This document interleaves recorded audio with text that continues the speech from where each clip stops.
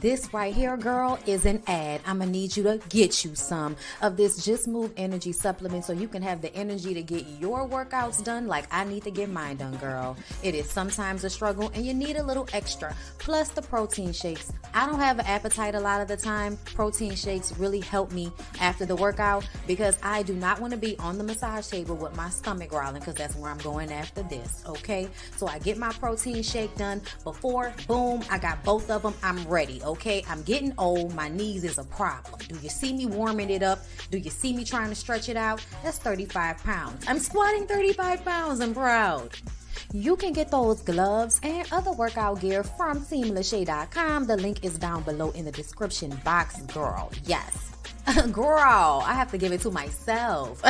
You look good, girl. You look good. Juvie. I just had to put him in here because he's cute. I'm on my way to the spa, girl. Piece of serenity. My homegirl does not want to be seen, but she does the best massages. I go to her at least once a week for this muscle situation, girl. And she also gave me this massage cream with CBD in it that really helps with my aches and my pain. So get you some. All of this.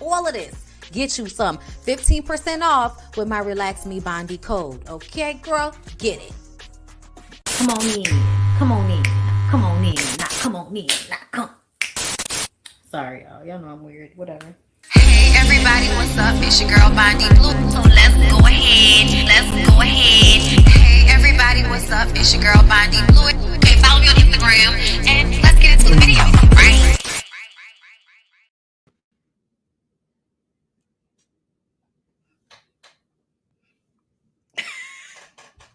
Okay, can I be honest?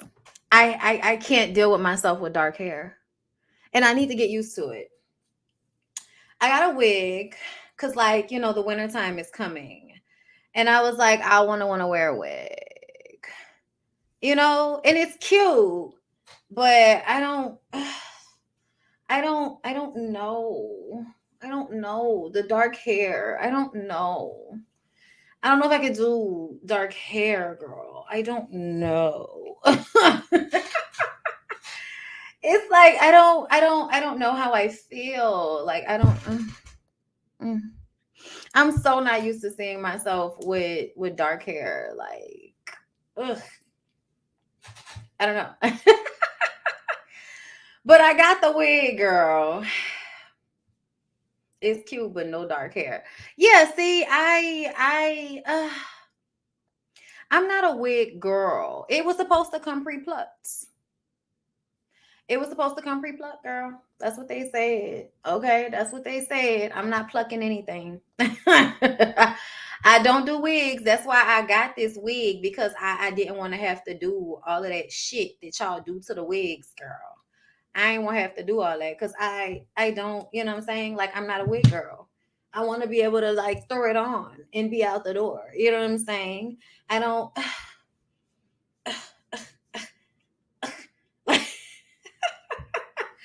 I don't, you know, I know I have to lay it down. That's the only thing. Like, I know I have to, like, lay it down and stuff. And I put makeup on the roots. And I think once I, like, because I have to, you know, like, I don't know. I don't know, girl.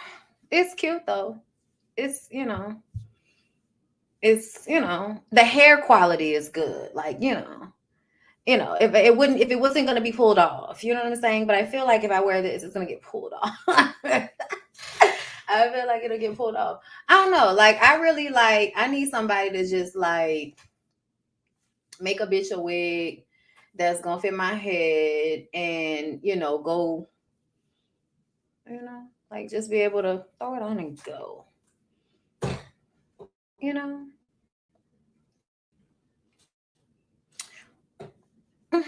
You know, but it's good hair.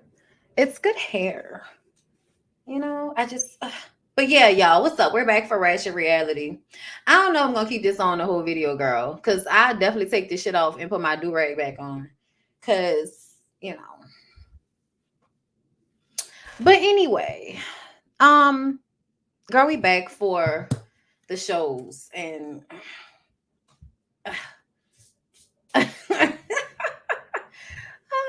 oh options. So I keep, cause see, that's why it's cause I need to get used to seeing myself with dark hair. And I haven't seen myself with dark hair in a long time, girl. But like my natural hair color is dark. So yeah, I don't know what y'all want. Which y'all, I gotta curl it and stuff. I'm gonna think with like my mom. I think I'm gonna let my mom do something to it tomorrow when I go get my hair colored. I'm gonna let my mom mess with this and see what she feel, cause she might end up taking this wig from me. I think I got this from Love Me Hair. I think that's what the company that I saw. Child, it be Instagram, Instagram, Instagram, girl, Instagram. Uh, it's a nice contrast to your skin. I think it looks good. Thank you, looking like Miss Kitty. Really? Oh God. Okay. I know somebody was gonna be like, Harpo, who this woman? Child, it's me. It's just me in a wig, trying to get used to seeing myself with dark hair. you know, I don't know.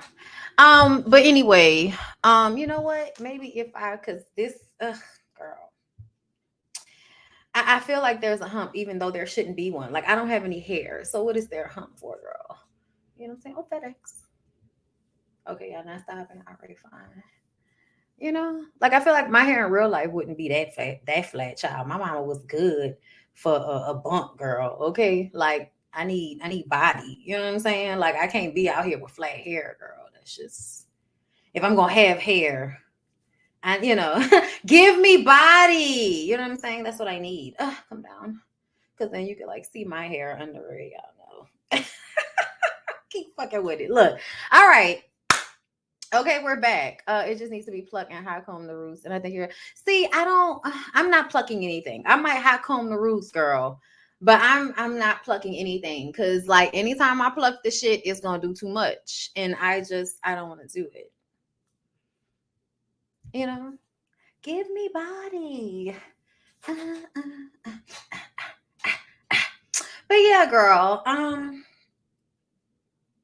the shows were on. I don't know if I'm gonna be able to keep this on, y'all. This is distracting me. Because I'm like, girl, you cannot be on the video looking any old kind of way.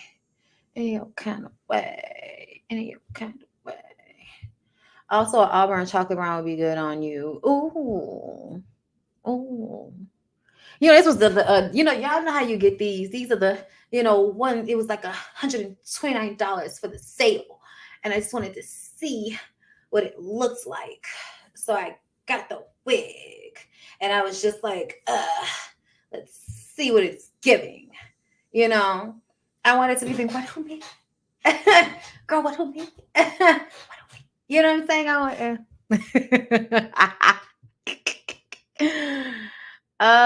It's too much hair. It's covering you up. It's really not that much hair. Like, it's not that long. So I don't know what you mean. It's not like a huge density either. I don't know what you mean by it's covering me up though. Like what do you need to see this side of my face? Is that making you feel better when you see that side of my face? Child. I might grow my hair back out on y'all, and then y'all can kiss my ass. How about that? I'm not growing my hair out. Y'all go to hell. Thank you. I appreciate y'all. Okay. It's getting vixen. That's what I wanted it to give. I wanted it to give, like, I gotta give me another wig though for Halloween so I can be Megan.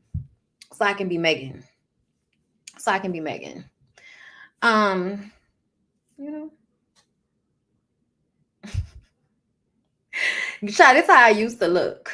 I'm going there for a cute bob. Going where for a cute bob? Oh, go to Love Me for a cute bob? Okay. It's cute though. You know what I'm saying? Like, the length it's a good length. I like the length.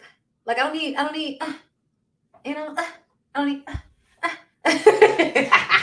All right, y'all. Let me stop being stupid. It's 200 of y'all in the video. Make sure y'all like. Okay.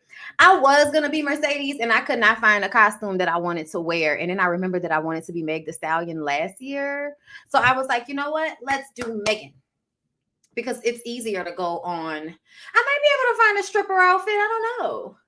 But I don't know if I can walk around Halloween in New Orleans with my ass out all night. Like when I got my Halloween costume, I was like, girl, we're gonna put on real shorts, and then we're gonna put on the chaps on top, because I'm not gonna be out here with my full ass cheeks out on the street, girl. And we might go to on Frenchman on Halloween, so because that's what my mind is telling me, girl. Frenchman on Halloween. But will you do faux locks ever again? Child, probably not. That requires me to have hair. Okay, because I don't like the way them wigs look when y'all be having the faux locks on the wigs, girl. I don't like that. Okay. But I wanted to give a soft look. I need somebody that knows how to do wigs. I need somebody who know how to do wigs to care about me enough to fix it. Okay. What you never noticed until the hair? What? You look like Halle Berry. Child, that's funny that you say that. I wish I did look like Halle Berry, but my sister looks like Halle Berry, and I look like my sister, so that might be what you're saying. I'm gonna send you a stripper fit that looks like what Mercedes wore for her last dance, season 1, to the P.O. box. Do that, because I feel like this wig will do it, girl. This is giving Mercedes. But do the strippers need longer hair? He's like, oh, we wearing a wig today. I know. I'm trying to let y'all come in while simultaneously obsessing about how weird this looks.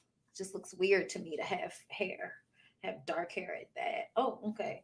I kind of like when it looks messy. I don't know what that is, but reminds me of how my mom's hair used to be. My mom's hair is really soft. So when my mom used to have long hair, it was just always giving like a soft curl. Like, soft curl. It's giving a soft curl. All right. I'm sorry, y'all. I'm probably going to have y'all dying laughing with this wig. I want y'all to know that. So just go ahead and enjoy what it's going to give, girl. Enjoy what it's going to give. Okay, age ain't no. Okay. All right. All right. I'm sorry. Small girls, small, okay? Because I'm right back to being a small on the top and a medium on the bottom, girl. You lose weight and then you end up being your same size as you was before. Hey, thank you. You look super young with that, because it's my natural. It's what my hair looks like when I was younger. Because actually I used to wear my hair. If you look, even my my wigs, my weaves back then, Mm, mm. Okay, Black Ink Crew, are we ready? Are we ready? Why I try to with this Latino hairline, you know what I'm saying? Because it's the Latino girls whose hair, their parts be really thin, like, child, what Hispanic y'all got this hair from? But you know what? It's all right, y'all, because y'all know what I look like, and y'all know I don't be out here with no wigs on. Just I'm just playing. I'm just playing around. Don't take it seriously, okay? I'm sorry, but let us have the moment and take it. Okay, take it in. Take it in. Take it in. Okay, take it in. All right. Y'all gonna stop flirting with me. Everybody, like the video. Thank y'all so much for coming through. Girl, child. All right. Black Ink Crew. So Don and Prince meet with their kids and talk. Don says he doesn't think that his baby mama Whitney hates him, but when she feels alone and not supported, I'm going to fix this because I just can't. Hold up.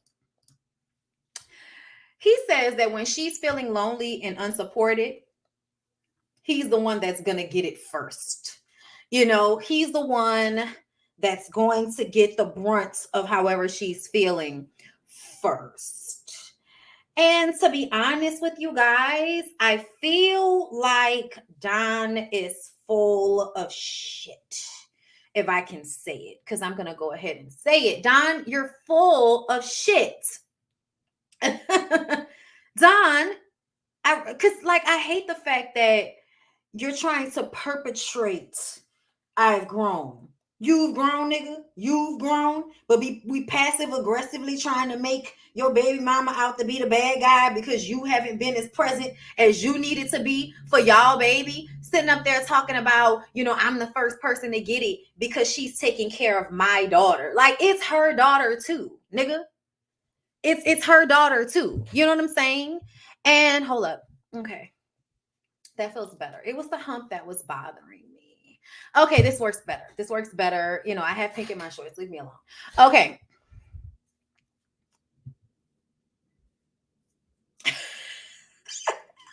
Okay. Okay. Okay. Okay. Child, listen. If we could fuck in this wig, girl, I would. But you can't fuck in this wig because he gonna be, like, you want it to come off, okay? But anyway, like I said, let me wipe this glasses, girl. This glasses is dirty. I just feel like Don is perpetrating. I feel like Don is trying to make it seem like he's a good guy. And I'm not saying he's a bad guy, but I'm saying I feel like there's a lack of accountability and you're trying to frame it as if you're not trying to make Whitney look bad.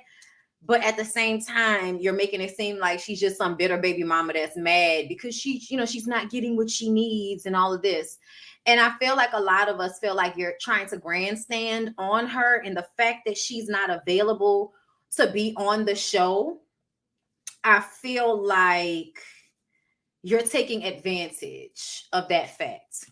You're taking advantage of the fact that it's basically, just your word against hers, and we don't even really know what her word is because she's not on the show.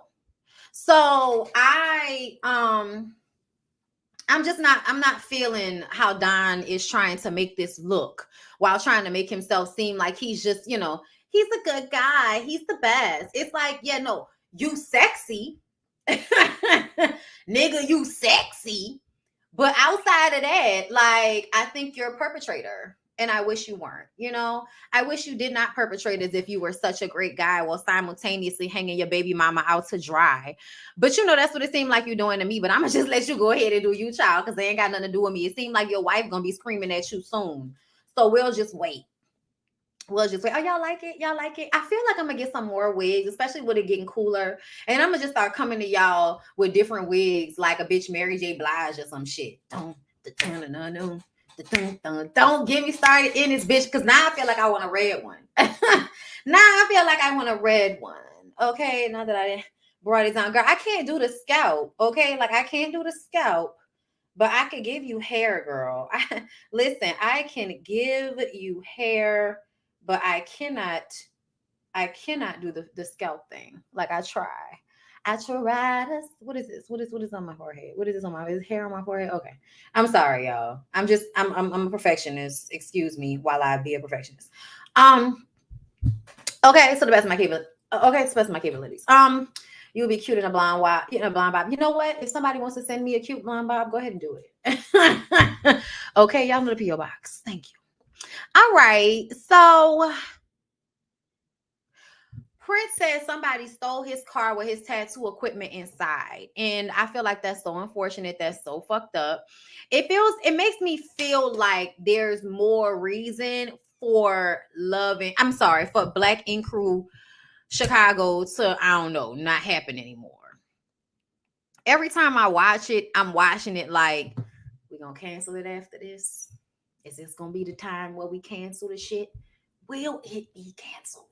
Is how I feel, because I don't feel like anything's really happening. Like I see them trying to make these moments where we're trying to have less mess and make it more culturally relevant. You know what I'm saying? Showing us around Chicago with, dance moves and all of this other shit. Like I get it, but at the same time, it just feels like reality shows are reality shows because we need drama.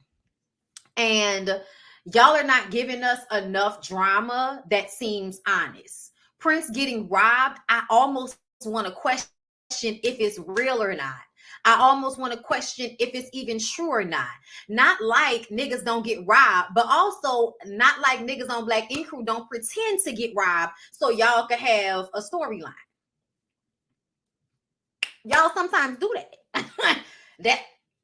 Don't listen to me, girl. That's just what that's what I heard. Word on a curb is that sometimes y'all like to pretend like y'all got robbed when really y'all didn't get robbed, you know. So listen, somebody said that it might have got repoed. Are we frozen, girl? I hope not. Your baby face went to Pro Max with the wig. Yeah. It definitely puts you in the, you know, the baby mindset with the dark hair and yeah, gotcha. What else is going on?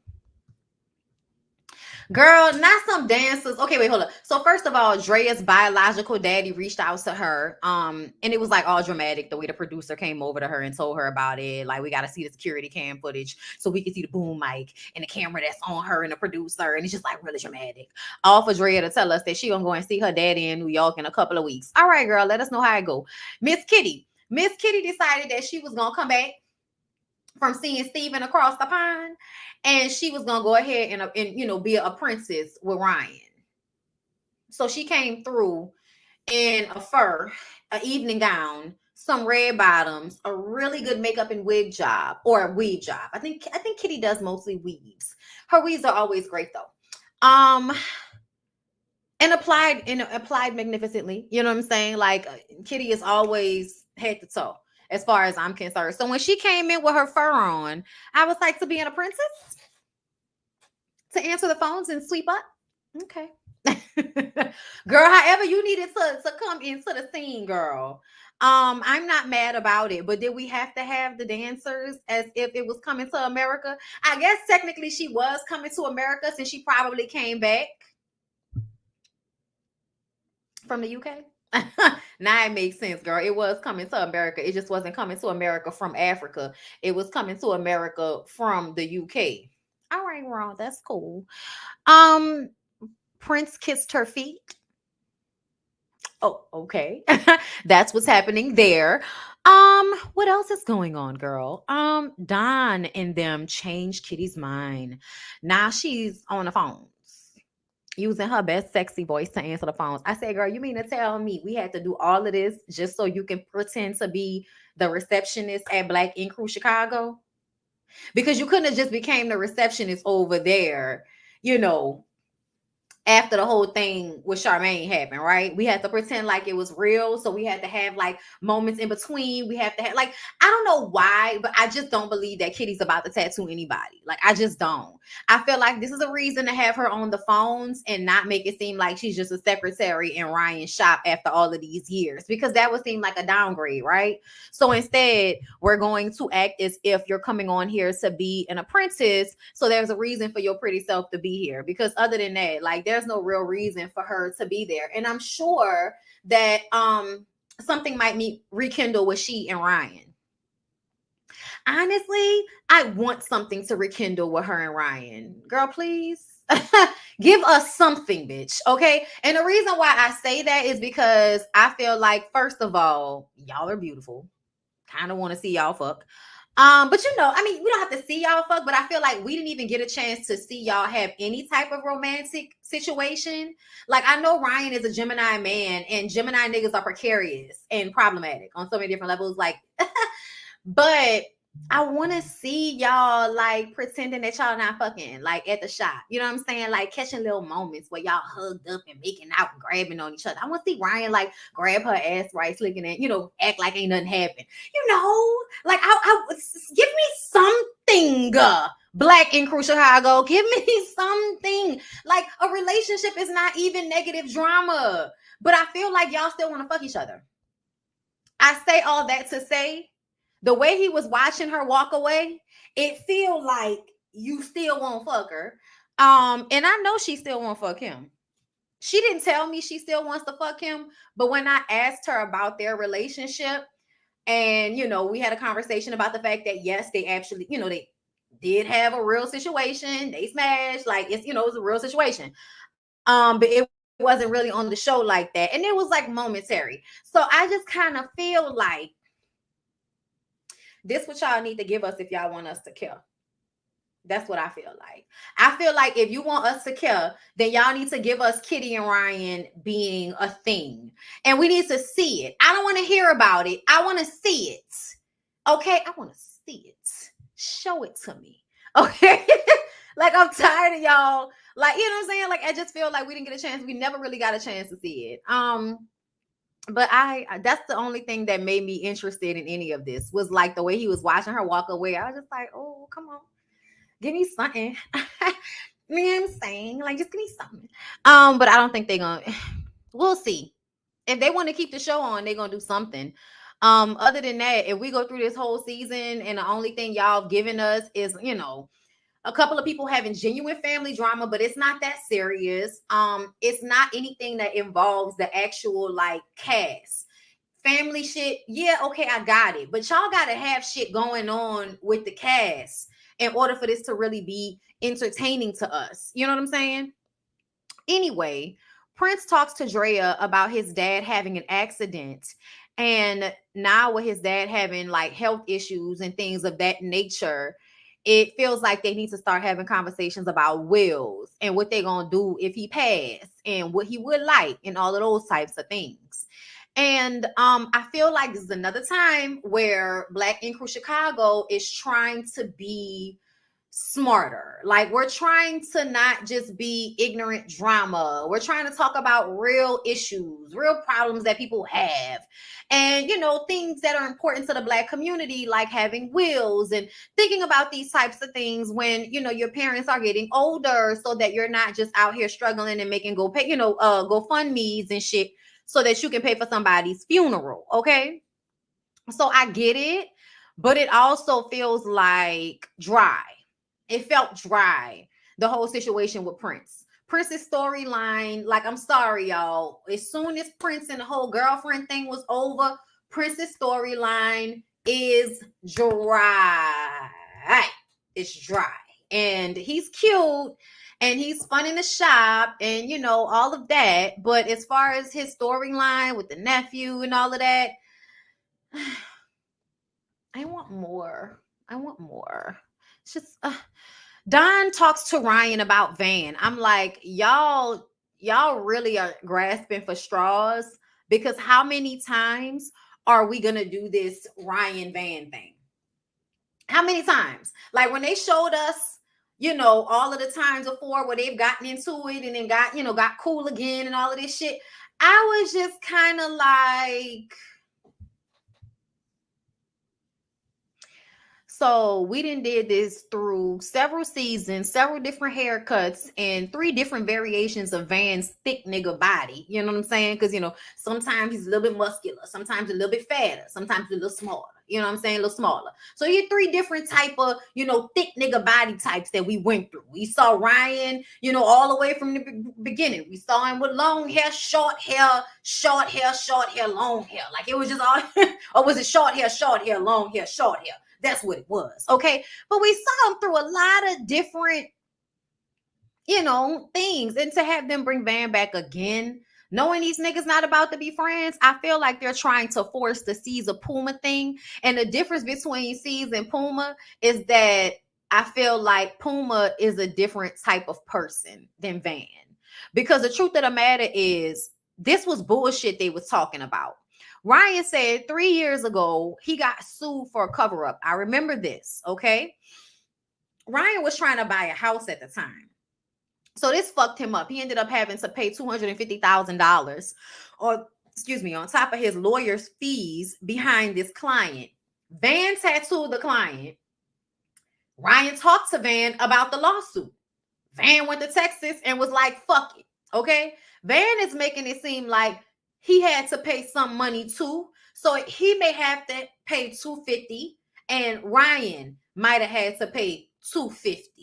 So Van probably feels like, Ryan, why are you upset with me? At the end of the day, I had to pay my own end of this shit as the person that did the tattoo. And then you had to pay as the person who owns the shop. Okay? So this is probably when Ryan decided that he wasn't going to have any more situations with these niggas where he wasn't fully in charge of the girls, okay? Because when he wasn't fully in charge of the girls and he was letting everybody do whatever they wanted to do and act like this was a joint business venture when it really wasn't, his sister gave him the money to buy that damn shop, you know, and all his friends just came along for the ride. And, you know, the whole family thing turned into Van thinking that he shared in ownership in some respects when you can't even not do an infected tattoo. You did an infected tattoo, my nigga. Like, I'm surprised you're even able to still tattoo people at this point, because I would never go to Van after finding that out. I would never go to Van after that. And I also understand why Ryan feels the way he feels. We're never going to be friends again. You literally left me to hold the bag with that situation. Even if that wasn't the case, I still feel like Van's explanation was bullshit to me. Van's explanation about, oh, you just not bringing that up. We could have been had a conversation about that. Boy, bye. Boy, bye. And like Ryan said, when him and C's was on the outs, you was over there on Love and Hip Hop. I'm sorry, on Black Ink Crew New York. So don't try to come back over here now because C's is a user and whatever, you know, y'all agreed to didn't work out. Didn't he have a shop in Texas and it didn't work out or something like that? Isn't that what happened?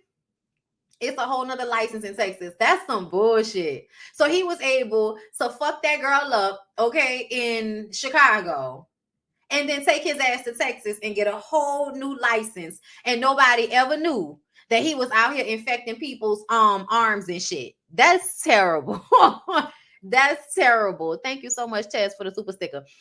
I really do feel like the United States not being united when it comes to certain things is a huge mistake.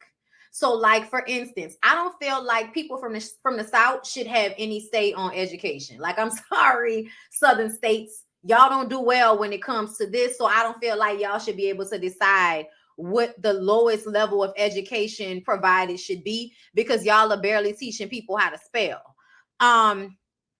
You know, in some of these places. So, you know, there are some things I feel like, especially when it comes to things like licenses, when it comes to people's bodies, like, I think that if you get if the education was standard across all the states for all of these different things, then there would be a United States registry for tattoo artists, a United States registry for hairstylists, for nail techs, for, you know, any other thing that involves you possibly fucking up somebody's body. I feel like there should be a United States registry to protect people from these types of situations, and also to keep people from having to take tests in every fucking state they go to. You know what I'm saying? Like, I get it with laws because the laws are different per state, but when it comes to some of these things, I feel like y'all should just agree to have the shit the same across the board.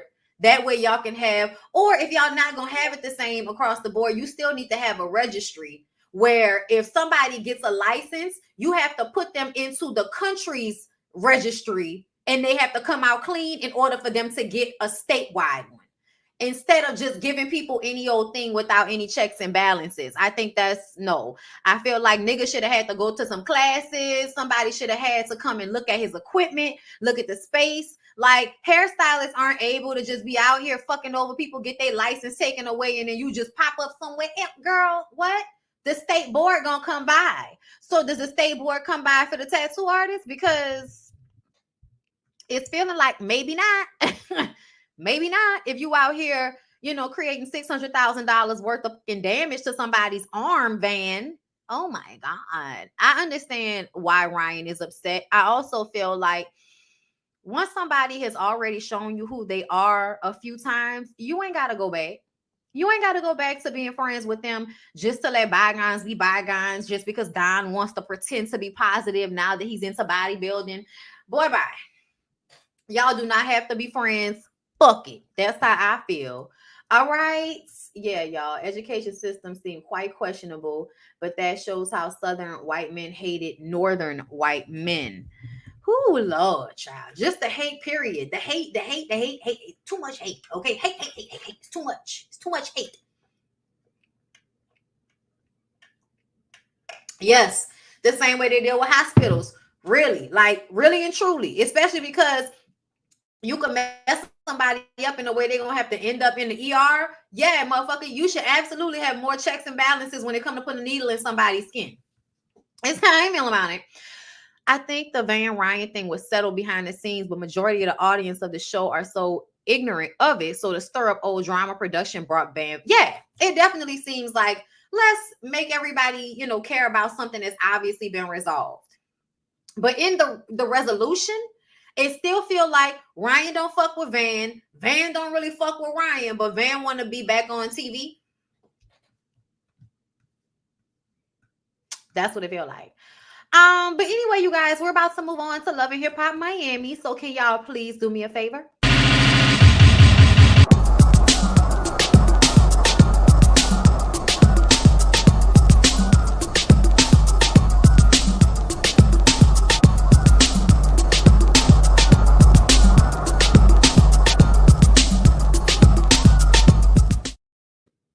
All right. Love and Hip Hop Miami, girl. It was a mess. We had a break from Flo and them, thank God. Cause I'm tired of y'all. Okay. We'll talk about Flo and them next week. We'll be back for more of their drama. I think people don't take Gemini serious until we in jail. Family don't understand.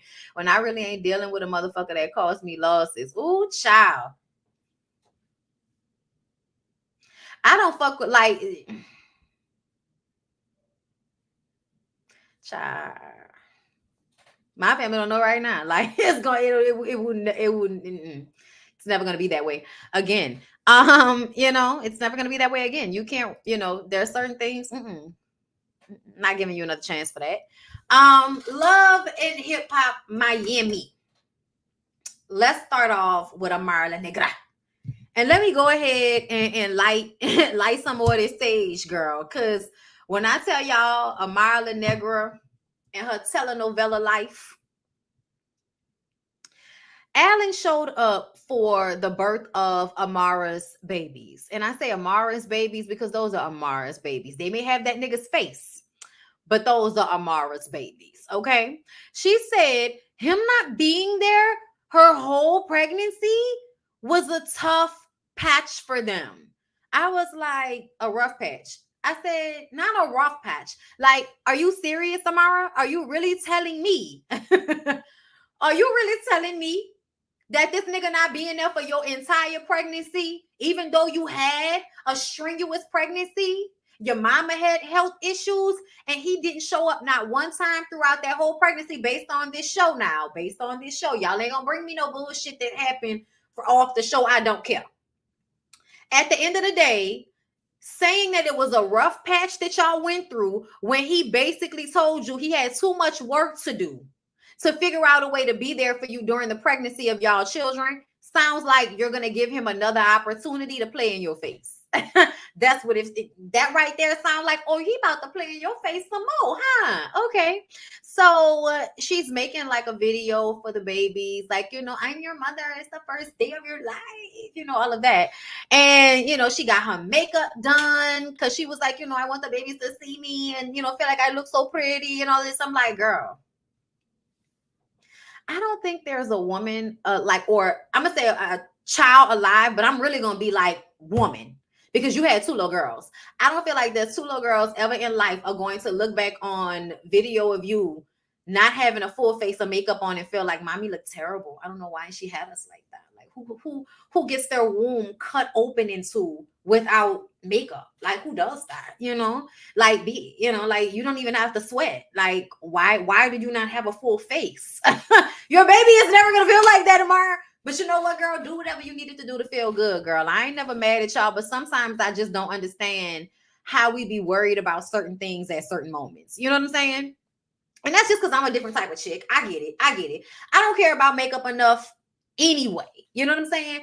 Because I'm one of them people that when I did wear a lot of makeup, it fucked up my skin. So I like to not wear makeup at all because it makes my skin look better to not put makeup on top of it all the time.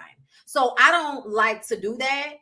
To me, I feel like women who wear makeup all the time, when they don't have makeup on, their skin be looking, I don't know. You know what I'm saying? Not all. Don't get me wrong, y'all. There's some people who have beautiful skin, whether they're wearing makeup or not. But I think like it stops the sun from hitting your skin the same way. So you lose a little bit of the vibrancy in your pigmentation when you always wear makeup. At least that's how it was for me.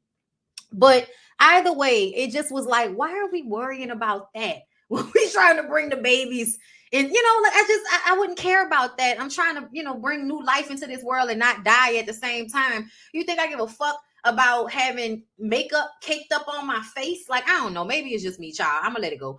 Anyway, so she named her babies Su Majestad, I'm sorry, Su Majestad Royalty, which means Your Majesty Royalty, and then Su Alteza Empress, okay, Your Highness Empress, okay. And I was just like,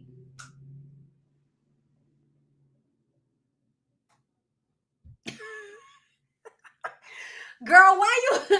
All right, girl, what's the nicknames gonna be? Royalty and Empress, okay. That's what the Americans gonna call her. When she go to school in Miami, they gonna be Royalty Empress, girl. I was just like, that looks beautiful on paper. But in real life, if you think the homegirls in Miami gonna be calling them Su Majestad and Su Alteza, like, maybe if they go to a school that has a large Hispanic population, probably. I don't know, girl. But it feel like all the homegirls that the girls go to school with gonna be like Royalty and Empress. She's so fucking extra. I know, y'all. That's it. Amara is so extra, but y'all know I do not like to down people for being extra because I'm extra. But at the same time, it was like, girl, what the fuck? Who finna? Girl, what? I wish y'all saw how many times I had to rewind her saying their names and have the subtitles on the screen so I could come to y'all with them names, girl. They beautiful though. They're beautiful. And I love the fact that she wanted to be bougie with everything. Everything's gold, everything's shiny, everything's floral and over the top. That baby said, if you don't give me this plastic nook and get that hard cold shit out my face. I ain't trying to be extra, but the baby said no. Yeah, bitch. I'm glad somebody said no. Shit. Just doing the most, Amara. Bondy, your extra is not other people's. I know. But like, I still am not trying to judge Amara for her gaudy. I'm not judging her. I'm just calling a thing a thing. Are you gaudy as fuck? And sometimes your gaudy looks good. And sometimes it doesn't. Child, I hate how her furniture in that house looks. You know why, y'all? Because I have a real distaste for huge, ugly furniture. Like, I feel like it doesn't matter how nice your house is. If you fill it with huge, ugly furniture, it's just a huge warehouse with ugly furniture. Like, I'm sorry, y'all. I am a modern girl. I like clean lines. I like, you know what I'm saying? Like, girl, all that fucking gold. I said, if this shit don't look like your grandma, y'all know how y'all grandmas used to have them big ass gold pictures, gold mirrors on the wall, kind of like my tattoo. Y'all know like this, okay? They used to have big ass mirrors on the wall like this. Girl, her whole house like that. Her whole house, that fucking fake gold plated mirror that your grandma used to have on the wall that made her feel like, her house was ritzy titsy. Okay? Big gold mirrors and shit. Those huge lamps with all the little shingles around them. Girl, plastic. She got gold furniture, but the cloth part still covered in plastic. I'm sorry. I was just thinking about like that fucking gaudy ass furniture still covered in plastic. Oh my God. I'ma stop, y'all. I'ma stop. Okay. I've always felt it was because of her mama. I don't believe that. I don't believe it's her mama. I think it's her. That house don't even look like Scarface. No, it's not even Scarface. That is somebody black grandmother who one of the grandchildren started selling drugs, girl. Maybe the daddy owned the one of the laundromats or something. And they got all their custom made furniture done in the 70s when it was cheap and it still looked good and it's still wrapped in plastic.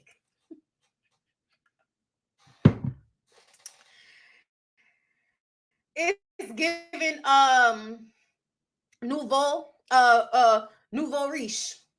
It's giving nouveau riche. Okay. Bitch, new money. Okay, that's what it's giving. I'm sorry, y'all. I'm sorry. I got stuck there for a minute because all I can think about when she moving through that house is, bitch, don't get hurt. You gonna bump into something, that big ass gaudy furniture. And that house is huge. But it feels like it's so many big ass pieces of furniture everywhere. I was just like, oh my God. Even in the baby's room, I was like, I don't even know what I'm looking at right now. Girl, let me let go. Let me let go. All right. So y'all, surprise, surprise, Alan showed up. Alan showed up for the baby's birth. He was there just for the baby's birth.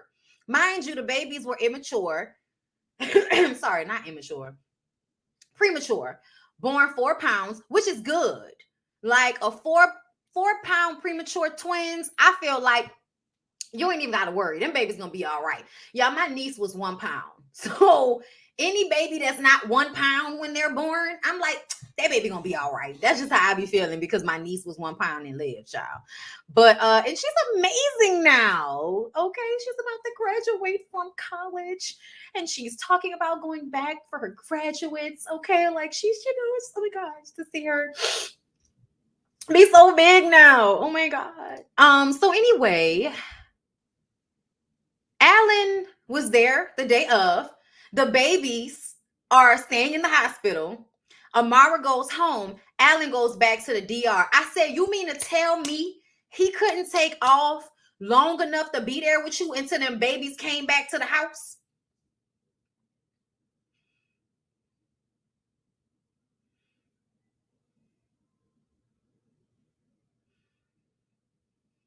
Mm-mm. Mm-mm. Mm-mm. I don't like him. I don't like him. And I also clocked the way she said, once her babies got here, I'm going to do whatever I have to do to make sure that my girls have what I never had, including a present father. Okay. So I'm going to do whatever I have to do to bring this family together. And I was just kind of like, and there, she's starting down the wrong path. I'm sorry, y'all, but it's the wrong path whenever a woman feels like she has the power over whether a man is going to be a good father to his children or not. Amara, I hate to tell you, baby, it's not up to you. Just like you couldn't get that nigga to come to Miami, okay? Just how you couldn't get him to come to Miami when you were pregnant from the fucking Dominican Republic. He couldn't come the whole time you were pregnant. Do you really think he gonna show up for them little girls like that? Like, honestly, I feel like I don't even know what the fuck you're talking about, Amara. No disrespect, but it seems to me you picked a nigga just like your daddy. You pick somebody just like your daddy, and he showed you that every step of your pregnancy. If you're not going to be there for me when I am bringing life into this world, like, I don't give a fuck how much you work. If you own homes, if you own your own business, the way they made it seem like Alan does, Alan had all the time in the world to come to Miami and pop off in your, right? Are we gonna act like the only time you and Alan was ever around each other was when you went to DR, or did he used to come to Miami before you had them babies? Come on, talk to me, Amara. But I feel like it's really annoying that she sits there and acts, for one, like Alan has proven anything to you about being a good father. No, he's an asshole. He's disingenuous. I don't even know what you're looking at. Talking about we talked, we cried, we kissed. Man, girl, what? What? Amar, like, no, Amar, no, Amar, no. And then another thing. So Amara's homeboy, best friend, comes over to see her.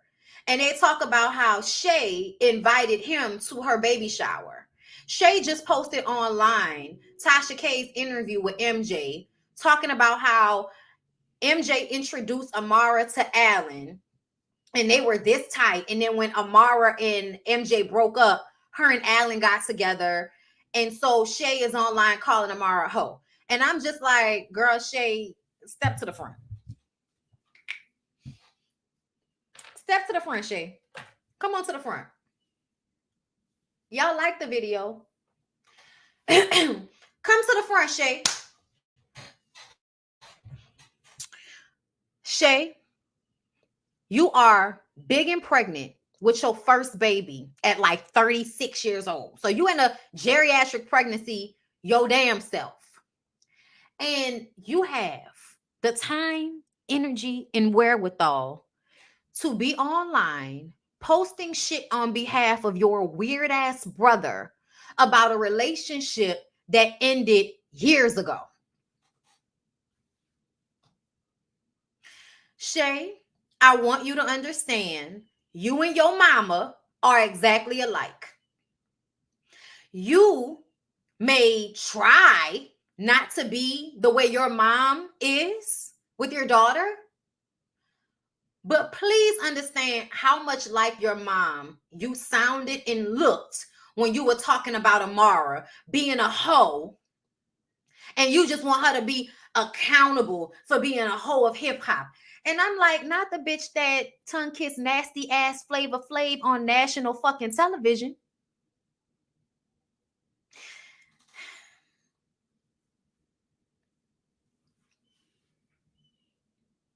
Shay, whatever happened between Amara and MJ has nothing to do with you. Nothing to do with you. Just like your business dealings with Julian don't have anything to do with your brother. See how those things match up? Y'all like overstepping boundaries in your family. I see. You really should have no issue whatsoever with Shay. Shay and your brother were together. They broke up. She moved on. I honestly don't give a fuck whether MJ and Alan knew each other, were friends, any of that. I don't care. I don't care. And I feel like as a woman, you shouldn't care either. And yes, as the comments are saying, you have made it your career hopping on dick. Like, how are you going to call somebody a hoe of hip hop when we know you fuck nasty ass Flavor Flav? I mean, we don't know if you fucked him, but you did enough with him to make it count. I mean, kissing him after other nasty bitches kiss him is enough for us to feel like, girl, you might as well have fucked him. Fighting over him, all that shit. Then for you to come back and get played in your 22-piece wig over Scrappy and the Bam. Then Pleasure P and throwing ice cream at bitches. Like, girl, what are you talking about? What are you talking about? I really don't understand other women wanting to hold other women to task for being whores. Bitch, worry about your pussy. Worry about the baby that's about to come out your pussy. Why are you worrying about Amara's? That's weird. Y'all are weird. You should not care. Excuse me, y'all. Hold up.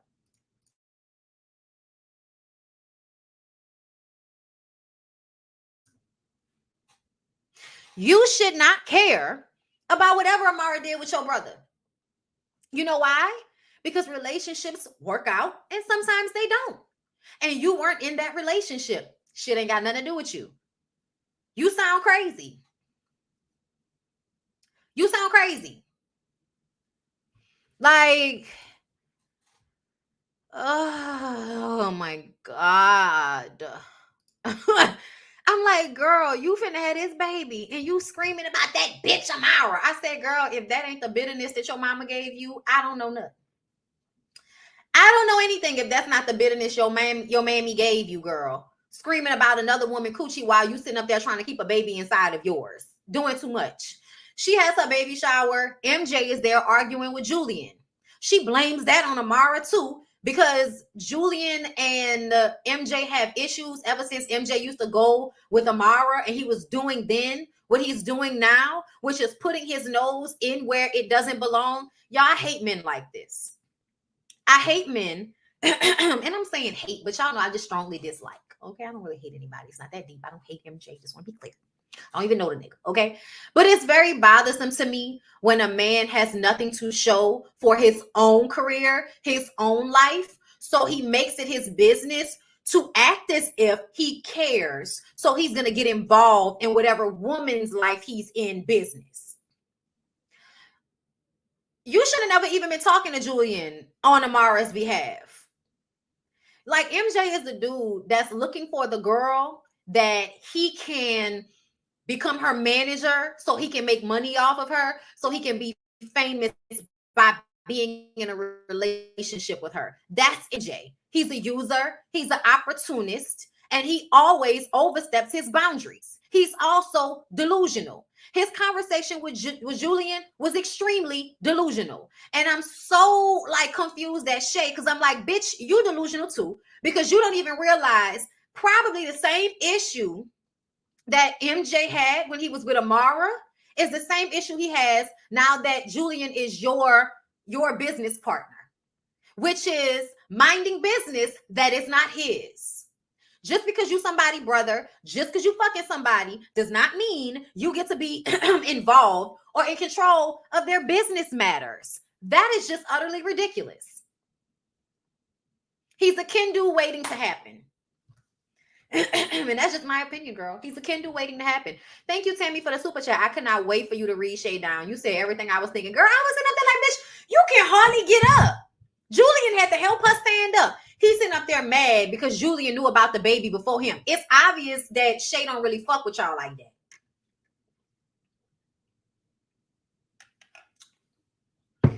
that. Yes. Very much slightly younger Kendu. Mary J. Blige's ex-husband. Okay? And there are so many men like this. They can't find their own shine. So they find a woman to tack on to. And because MJ can't find another woman to tack on to that's on Love and Hip Hop Miami, he's going to do it to his sister by arguing with Julian. I think Julian the dad too. You think so? She said that we don't know who the daddy is and she not showing us the daddy because the daddy don't want to be on camera. And I'm just kind of like, girl, if you're okay with the world not knowing who the father of your child is, that's your business. I find it weird. I'm gonna keep it a buck with y'all. I find it weird whenever women want to announce pregnancies or babies and there's no nigga, no sperm nowhere indicated. Let us know. Was this in vitro? Like, did you go ahead and get you a sperm donor, girl? Don't be ashamed. Tell us the truth. What was the process? But how is it that you can have all of these relationships on this show and the one that results in you having a baby, we don't even know who the nigga is? Fix it, Jesus. Just fix it. Just fix it for us all. Once the shit blew up with Julian and MJ, Shay was like, why are you doing this? This is a baby shower. This ain't even time for no shit like that. And I know it's about that bitch Amara. I'm just sitting up there like, girl, if you don't take your ass home and calm all the way the fuck down, somebody give her a cup of ice. Somebody give her a cup of ice because she's doing way too much. All right, y'all. Moving on from there. Suki and Bill. Y'all, Suki is giving us one of the fakest storylines on the show at this point. So the storyline for Suki is, I really want to make it, but I'm going to let all my hood antics stop me because I want to be so real. So I'm going to keep people that's stealing from me and impeding my process just because I want to always have loyal motherfuckers around me. And now you find out them same loyal motherfuckers is stealing from you. And this is why you don't put your friends ahead of your career. Sorry, you don't do that. Not like this. Not like this. No, you don't. This was dumb. And Suki, you're not, let me say something. Suki, if you ever on the same stage with Beyonce, it's going to be an award show, bitch. And I almost feel like Beyonce ain't coming to no award show that Suki at. So I feel like y'all not, I'm sorry, like, Suki, you're cool, girl. You're way more famous than me. But I don't feel like for music, you're going to be nowhere near no damn Beyonce. You may do some other shit like you did at the WAP video. Flick your tongue. Pop the coochie. You Suki with the good coochie. Pop the coochie. But I don't know if you ever going to be around no Beyonce for music. It never seemed like you were that serious about it. It always seemed like it was more of shock jock to fame. I'm going to shock the shit out of y'all to fame. That's what it's always seemed like. But she said that, she won't be on Sesame Street. I said, now you're just saying anything. I also don't like her scenes with Bill, because they're always having fake ass scenes where they, we've been handling our business and we've been doing this, and you ain't been doing nothing but running up and down the street behind Suki. Suki been handling business. You just been holding her purse, and she's allowing you to for the time being, because y'all probably not even together right now. Okay. But anyway, she missed her cousin Isaiah, who she says abandoned her boutique and stole all of the big girl clothes and gave them to them big bitches in his music video, since he cared more about his music career than he do my shop. Okay. Girl, I guess. So she gonna meet with her cousin. Y'all, I'm not gonna lie. The reason why we even talking about this is because Isaiah was working down to the Dollar General in Liberty City. Bitch, is that the Dollar General in Liberty City, people? Let me know. Y'all, I thought that shit was so funny. I said, bitch, that's how y'all Dollar General look like a hair store? That Dollar General look like a hair store. Okay, I go to the same gym as Suki. Oh, you do? Suki go to the gym? I didn't know Suki went to the gym, girl. Her music gives soft porn. Exactly. Child. Anyway, she come in a damn Dollar General. Where's they at? Where you at? Sir, you got him working in your store? You got this nigga working in your store? Ma'am, I'm sorry. You are really like bothering my customers. Can you lower your voice, please? I'm a customer too, sir. First of all, I'm gonna need everybody in there to know I recognize y'all is all extras. The only person that's not an extra is the Arab that was working behind the counter. First of all, let me tell you something, Keon. I see that what you said, Trina Jr. Who's Trina Jr.? Who Trina Jr.?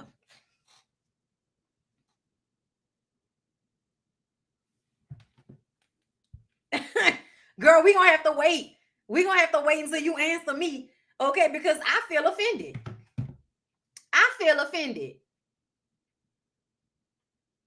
Y'all ain't gonna never do Trina like that.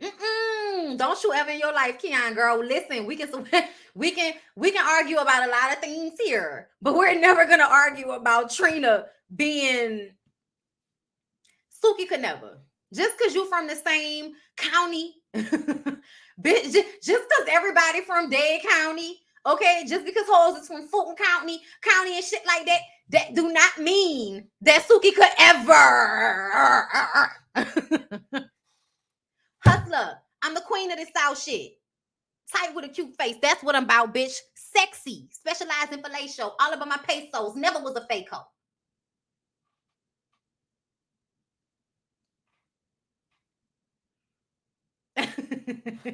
I'm Trina down. Okay, then don't do that then. Because you know good and goddamn well that Suki couldn't rap.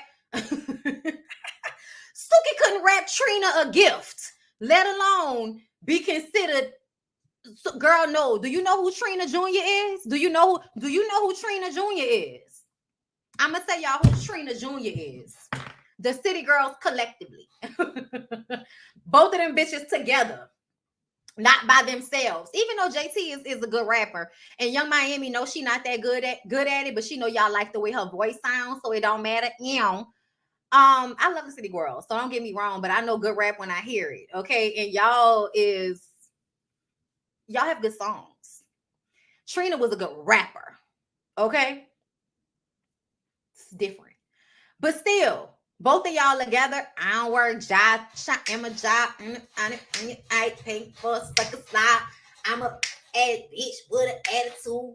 Pop it down before I whip you like your man. This pussy talk to him. Hey, okay, listen, make him give it up. No, no, girl. It's the City Girls. Okay, the City Girls jointly are Trina Jr. And that's that on that. Okay. Thank you, love. I appreciate that. Let's see what else. Oh yeah. So Isaiah was like, listen, I borrow clothes from your boutique, but I brought the clothes back. You need to talk to Sapphire because she took your clothes and ain't never brought them back. And I was just like, oh no, what's going on here? So we all get dressed up because they pretended like they was getting ready to go to the club with Sapphire. Also that they can, girl, it was Suki and her auntie.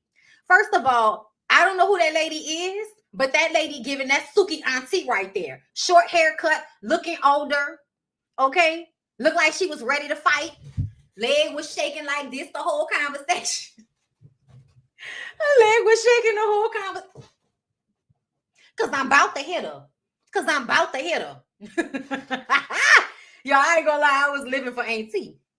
But anyway, so Sapphire said, I ain't steal shit from you. Okay, check. You gave me the clothes to promote. I went out of town. I promoted. I took the pictures. I added the Good Kitty store. Okay? I did my job. I ain't know you wanted them clothes back after my coochie had been all on them juice, all of this. And honestly, Suki, as an influencer, you know, don't nobody give you no clothes to model so you can give them back. No, that's not what influencers do. That's what models do. Models wear clothes, click, click, click, click, take pictures, take clothes off, give them back. That's what models do. Ain't nobody over there model. Y'all doing advertisements, bitch. Y'all is influencers. Influencers keep the clothes. And you're right. Don't nobody want Suki and Sapphire Coochie juice reselling the clothes to the girls. I don't want to go to Good Kitty and buy clothes that you done had on your stank friends down to the club all night. I don't care. Y'all don't look like y'all know where a good cleaner's at. So no, I don't want no clothes from Good Kitty because now I feel like clothes from Good Kitty might have been in somebody else's kitty and you trying to sell them to me for full price. Nope. And Suki, it's not about the clothes being polyester. But what she's saying is them clothes cheap. Why is you doing the most behind them cheap ass clothes? That's what it was. Why are you doing the most behind these cheap ass clothes? Okay. Because that's what it was. And then they jumping up acting like they about to fight. Y'all wasn't nobody about to fight. They was faking down to the auntie. The auntie was talking about she was going to hit somebody. As soon as her old girl was doing all this, auntie was like, I said, auntie, I thought you were going to hit her. Auntie, she was acting like she was going to do something. Auntie, I thought you were going to hit her. You said you were going to hit her before. And now she's doing all of this. And auntie is just like, girl. Just like, y'all, get Suki and her fake scenes out of my face. So lastly, y'all, Trick Daddy Dollars. The Mucinex monster himself. Okay? Y'all are, celebrating Trick Daddy being alive and having his first album come out 25 years ago.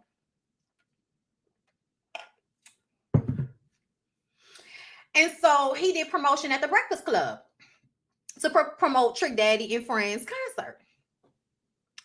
They discuss his cooking show. He talks about eating ass. We know Trick Daddy loves to eat ass. We know. You are what you eat.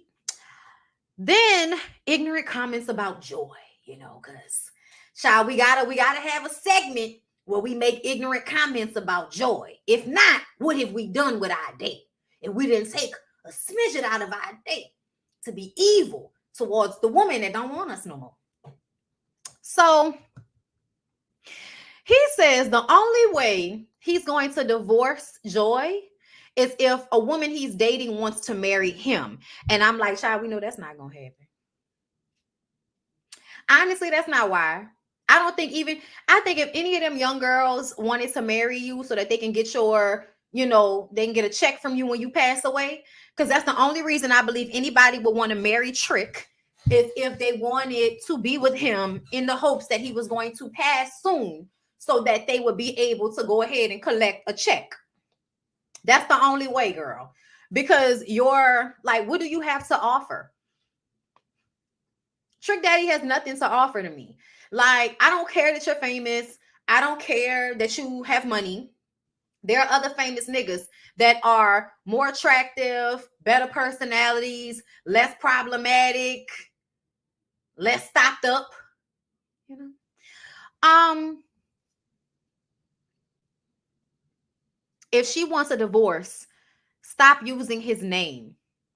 You do know that she has to get the divorce so she can stop using your name. That's usually how that goes. You're an imbecile.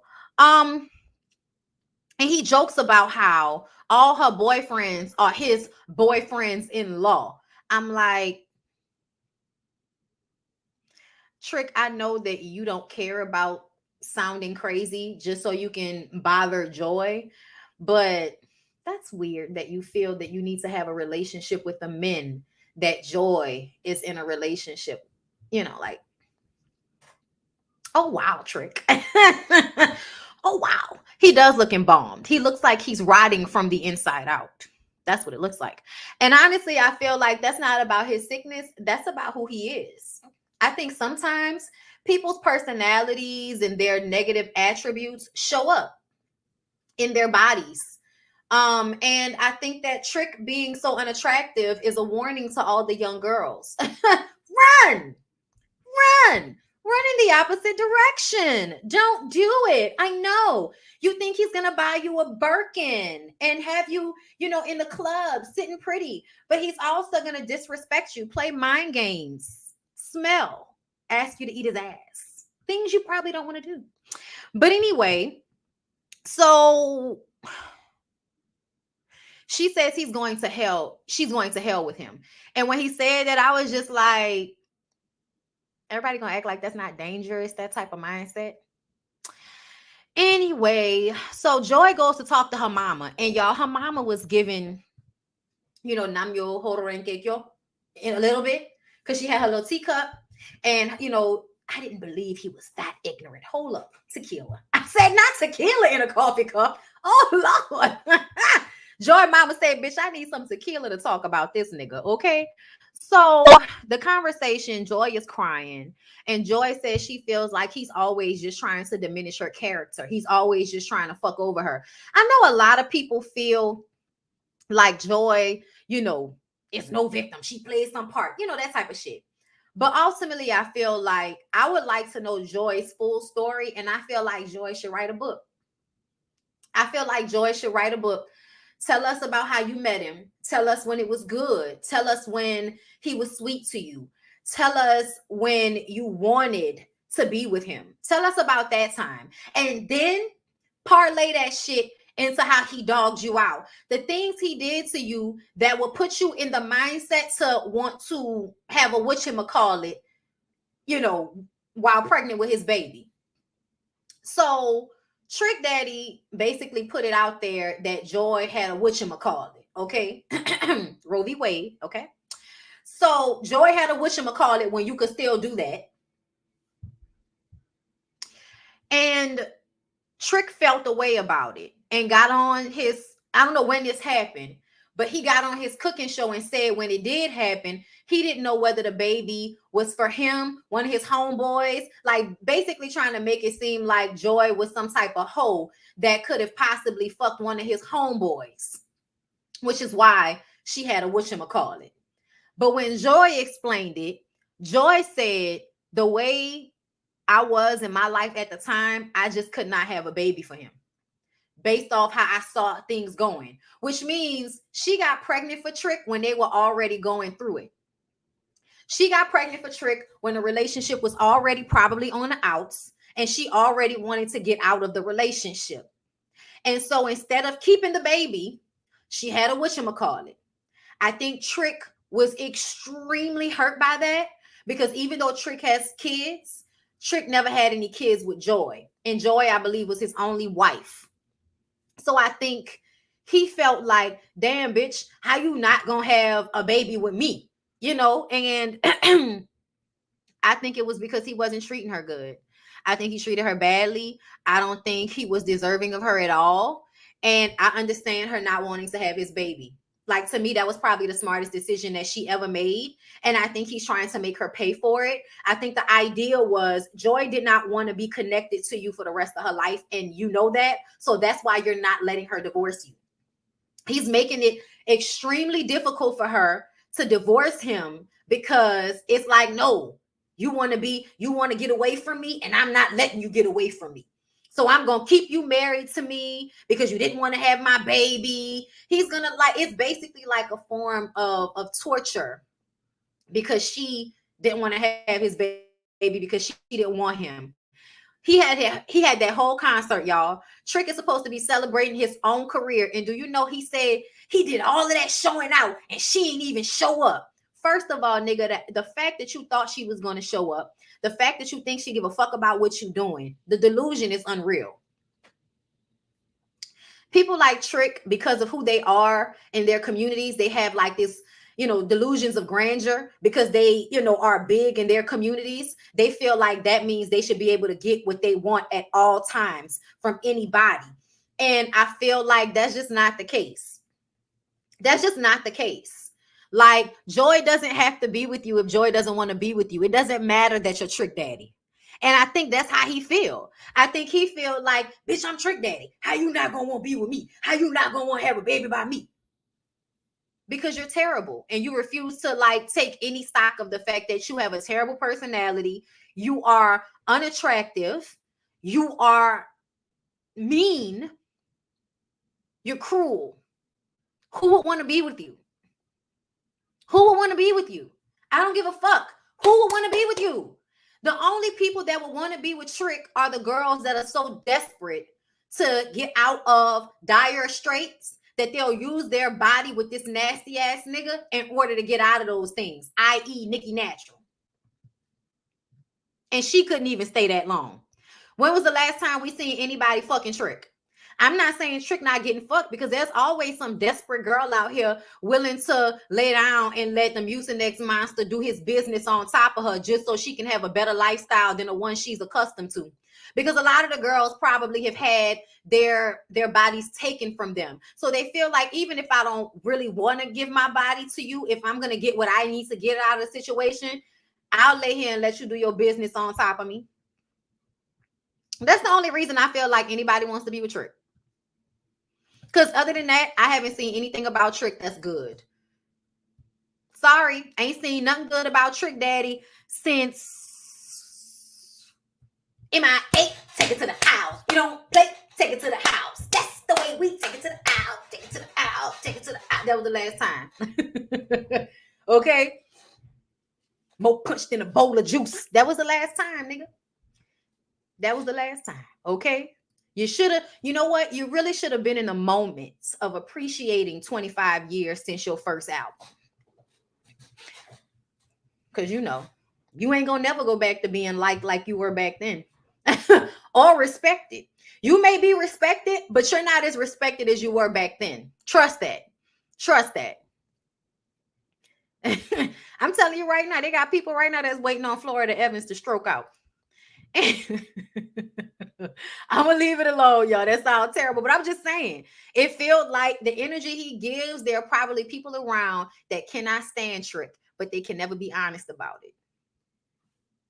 Especially the men. There are so many men around Trick that I feel like a trash ass niggas. Like, if you ever told me that you was real close with Trick Daddy, I would just be like, child, I can't fool with you. Anybody friends with this nigga, I can't be friends with. Kind of nigga was around Trick Daddy and was like, yeah, this nigga cool. Like, nah.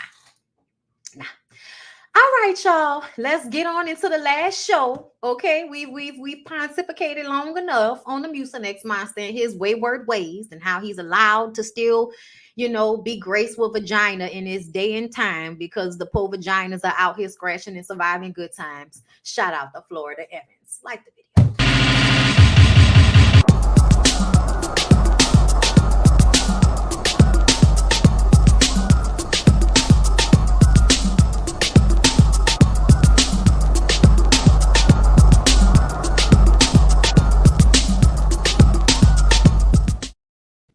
Child, why I'm wearing this wig just so I can take it off and work out after this. Child, I ain't about to be one of these hoes. Y'all think y'all gonna see me in a video with the do-rag on, working out and shit, sweating with the wig on, girl? Hell no. Taking this wig off as soon as I'm done with this video.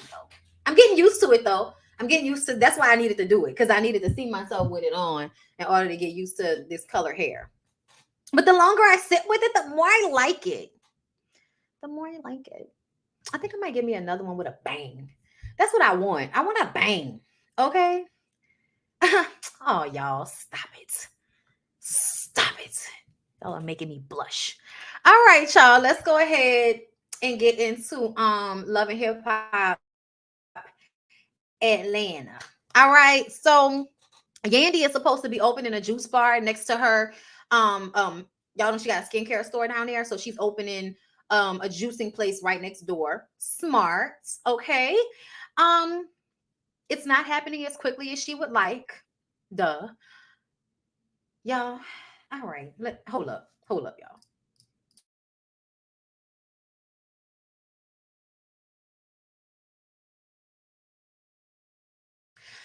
So let me get this straight.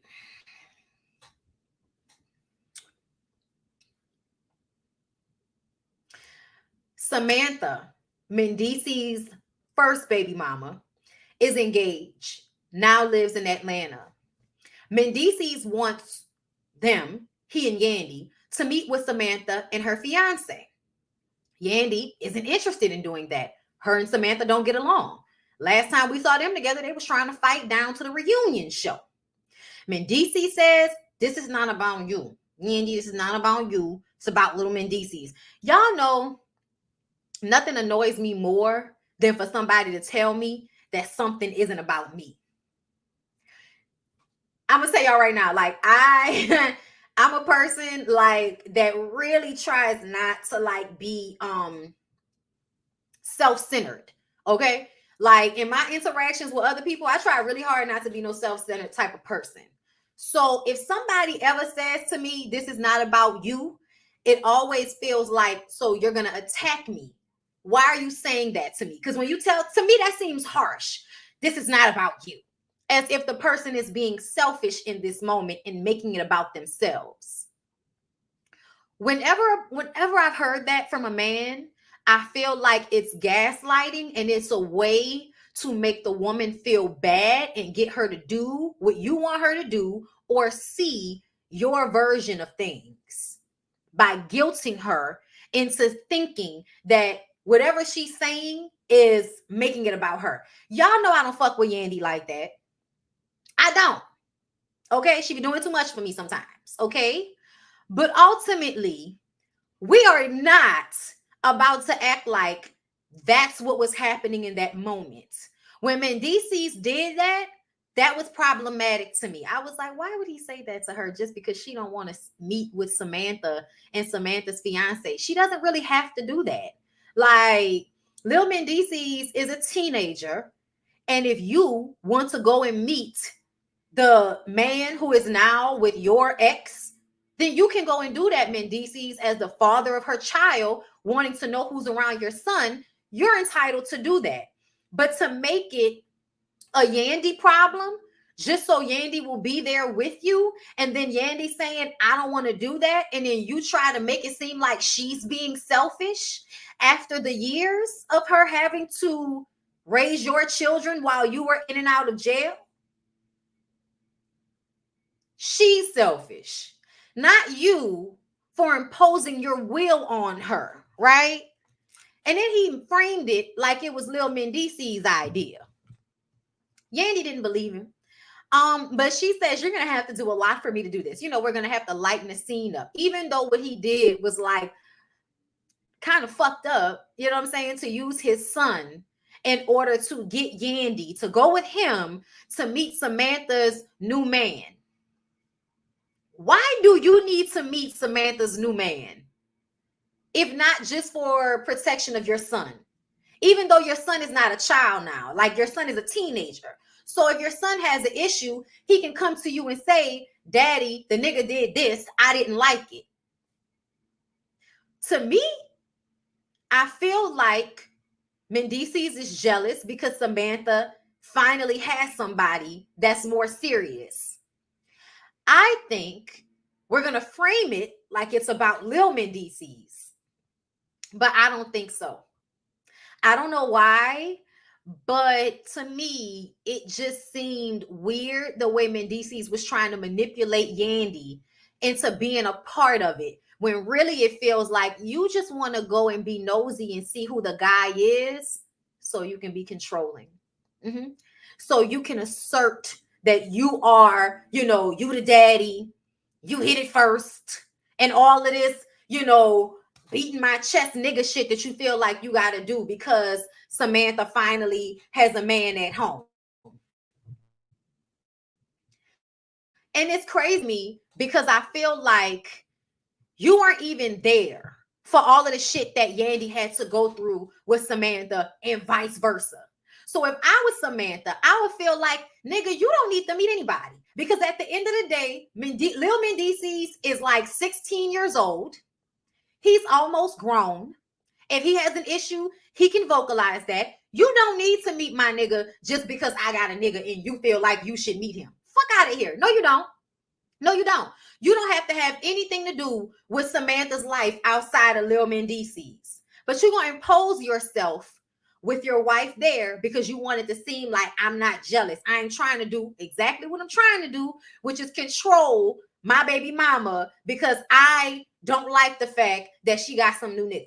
I don't like it. I don't know who he is. And then Yandy sitting up there, oh, you think it's because your dad doesn't want you to have another man in your life? I'm like, right, Yandy. It's about Lil Mendices having another man in his life, not Samantha having a man in hers, right? And it's not that I think Mendices wants Samantha, but I do think that some of these niggas feel like if they had a baby with a woman, they have ownership over that woman. And it's very comfortable when they're the only one in a real relationship. And the baby mama is, just kind of single and not having any real relationships that bloom into marriage. Now that Samantha has a fiance, you want to impose yourself on her life. When it seems that Samantha didn't have any control over whatever the hell you and Yandy decided to do. And also, Lil Mendices is in his custody because Samantha called and was like, Lil Mendices is a teenager. Nigga, come get your son. You was in jail all that time. Come get your son. Okay? So yeah, I to me, it was feeling more about Mendices controlling the women in his life than it was about him worrying about some other dude being around Lil Mendices, who is like damn near a grown-ass man at this point. Little cute self, okay? Little cute self. But I do love the conversation that Yandy and Little Mendices had because we understand Lil Mendices is not rushing it.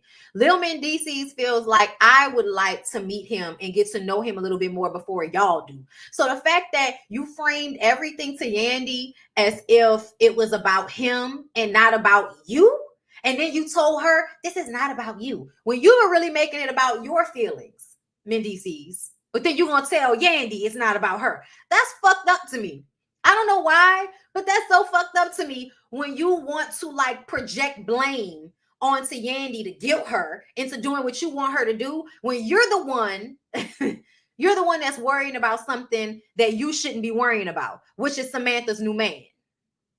And you're framing it like it's about Lil Mendices, so Yandy won't ask you why the fuck you worrying about who, why you worrying about it? Why you worrying about it? You got a whole wife. We don't know if they're legally married yet. Okay. But anyway, y'all, I just kind of like, girl, go on ahead with this. Lil Mendices said something to Yandy about how he didn't know how to feel about her for the longest. Because when they got in that fight at the reunion show, and I tell y'all this all the time, I don't know why motherfuckers think that just because your child is in middle school or something, they're not going to see the things that take place on a reality show, Ray J. But Lil Mendices saw the fight on TV eventually, but he heard about it at school. He heard about his mom basically almost getting jumped by Yandy and them at the reunion show and kind of being all on her own with just her mom there. But, he felt a way about that. I probably think he, blamed Yandy for it a little bit, and it was hard for him. So now that they're in a better place, he feels like he can be a little bit, back to his own feelings about Yandy and not feeling protective of his mom. But his standpoint is all about his mom. I want to make sure my mom is good. As long as my mom's good, I'm good. Like, that's how he feels. And I appreciate Lil Mendices for, feeling like that, because that's what's most important. Not all of this other shit. Hold up, y'all. Like the video.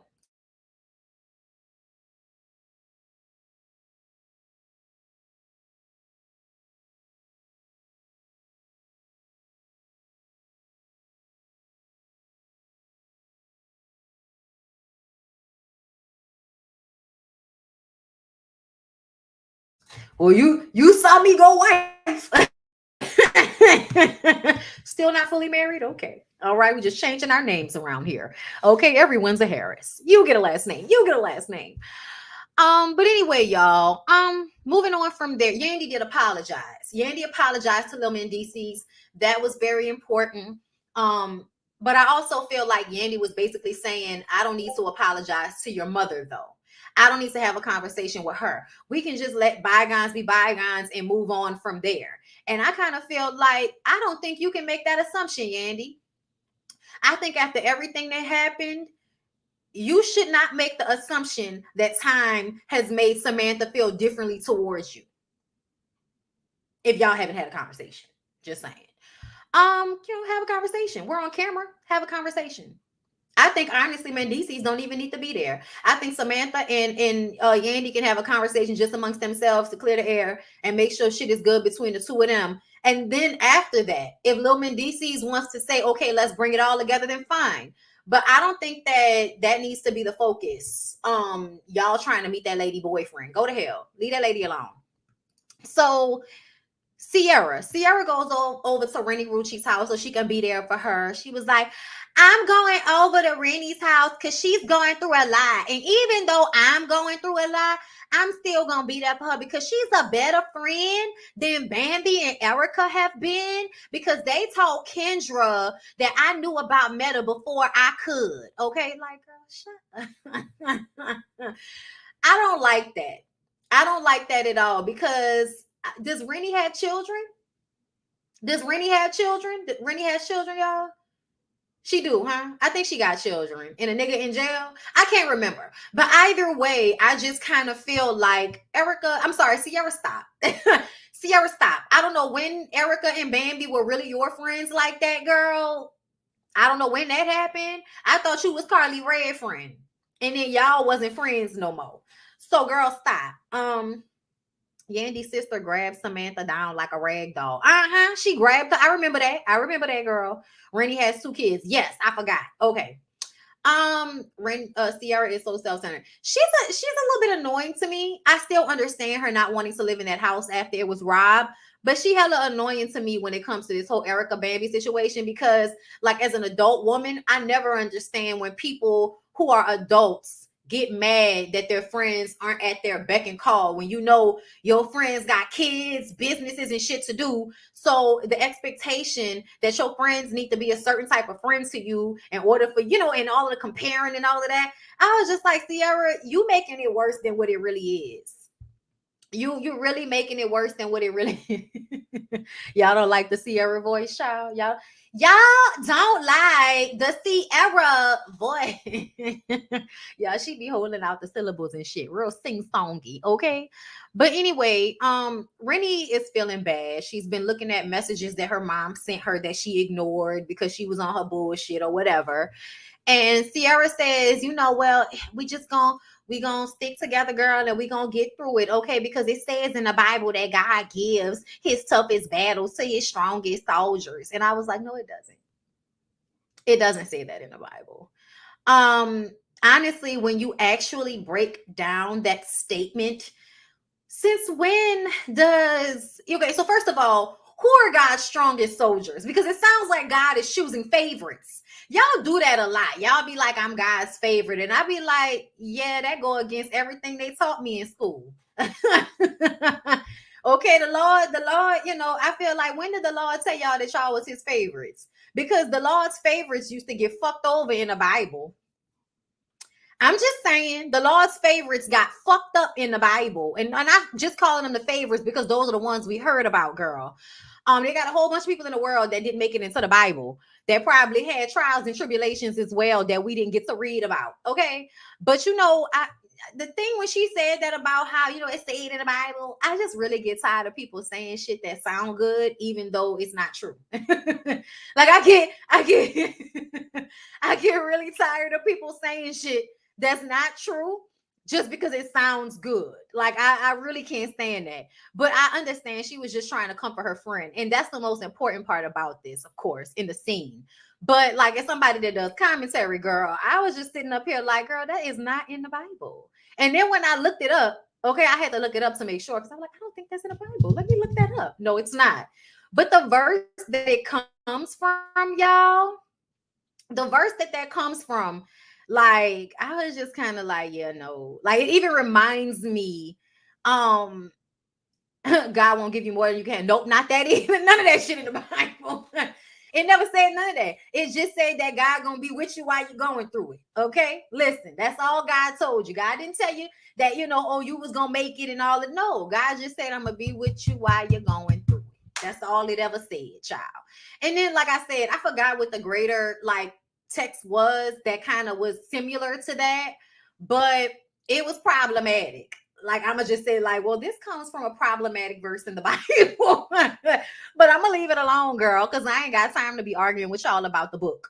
That's crazy. They told us God doesn't respect our personhood and we accept it. Girl, the Lord is the slave owner. I don't know if they told y'all that, but God in the Bible gives slave owner. That's what it gave to me. It gave me slave owner was like, here's a book from God with all of my rules about how to be a slave in it. And everybody was like, Jesus. Okay, listen, I quote that so many times thinking it was actually in the Bible. Girl, it is not. It is not. Okay, the disciples were hand chosen by Jesus and they died for him. People don't know for real.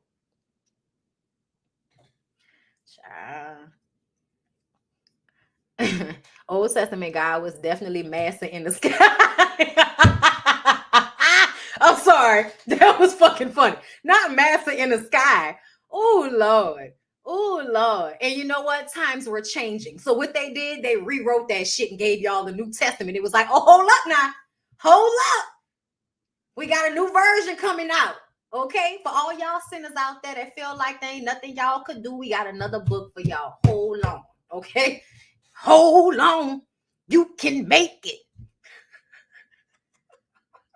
I'm sorry, y'all. I'm gonna leave y'all alone about it. It's just some shit don't be making sense to me. And people be going so hard. They be going so hard, but I'm like, it don't make sense. It don't make sense.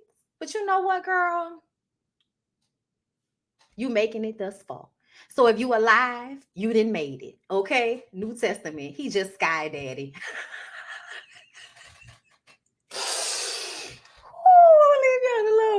I'm gonna leave y'all alone, Lord. Child, y'all ain't gonna call us blasphemous because we're discussing the text, okay? You might as well call this Bible study. Don't be calling me. My husband is an ordained minister and he corrects me every chance he gets. If the confusion in the Bible that caused him to not want to be a pastor in a pulpit because of the misconception. But you gotta have a calling, Lord, okay? I've heard Sky Daddy before. That's hilarious to me. Sierra has a bullhorn mentality. She likes to announce what she's doing as a friend that her friends aren't doing for her. She says it while raising her. Y'all don't be there for me. Sierra, pull it together, girl. Okay, go focus on that man. So we saw Sierra go see her mom after that happened because she, wanted to go hug her mama and be there with her mom.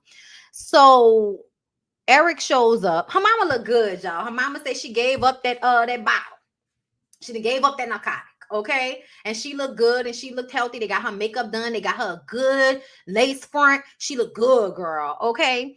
And so then after she gave us a little walk back and forth, a little sachet chancé, Eric came in with some flowers. And Sierra was like,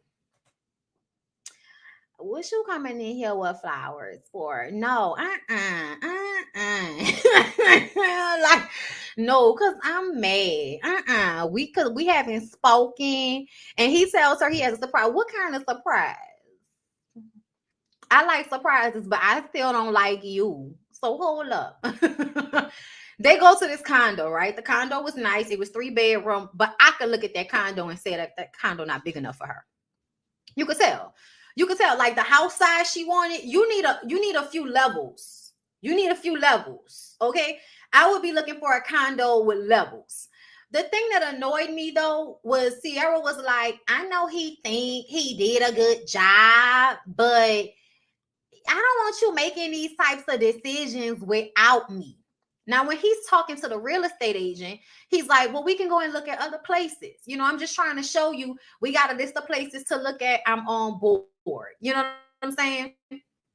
And so she was like, all right, that's fine, you know, but I don't want you to think you can keep doing grand gestures and we're going to keep breaking up and getting back together. Okay. But either way, I know everybody wants to act like Ciara is doing the most, but with this Eric situation, I think they playing for the cameras. Like, I think they're making a relationship look worse than it is for the cameras, for sure. But I also feel like I agree with her.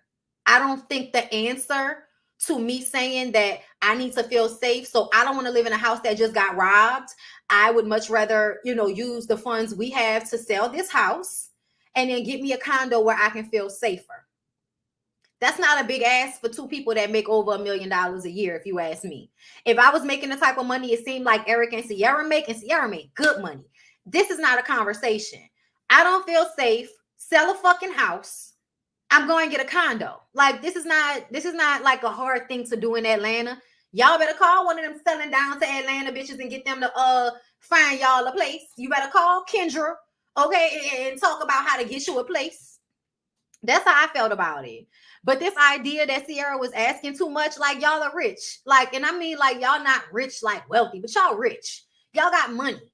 She got enough money to go get a condo. Like, stop acting like you doing something because you bringing her to a condo that's too small. No. If you really wanted to do something, show up and say, babe, I'm sorry. I understand what you're saying. I talked to the real estate agent. Would you really, would you like to go to lunch and then we can go and look at a few properties or something like that and see if we can find a condo that you'll be comfortable with? That's what you do. That would have been like, okay, babe, that would have been, we could figure it out. But you taking the initiative to pick the place out without showing it to her first means that you're trying to have control over the situation in a way that I don't think Ciara feels comfortable. And I am not upset with her about it.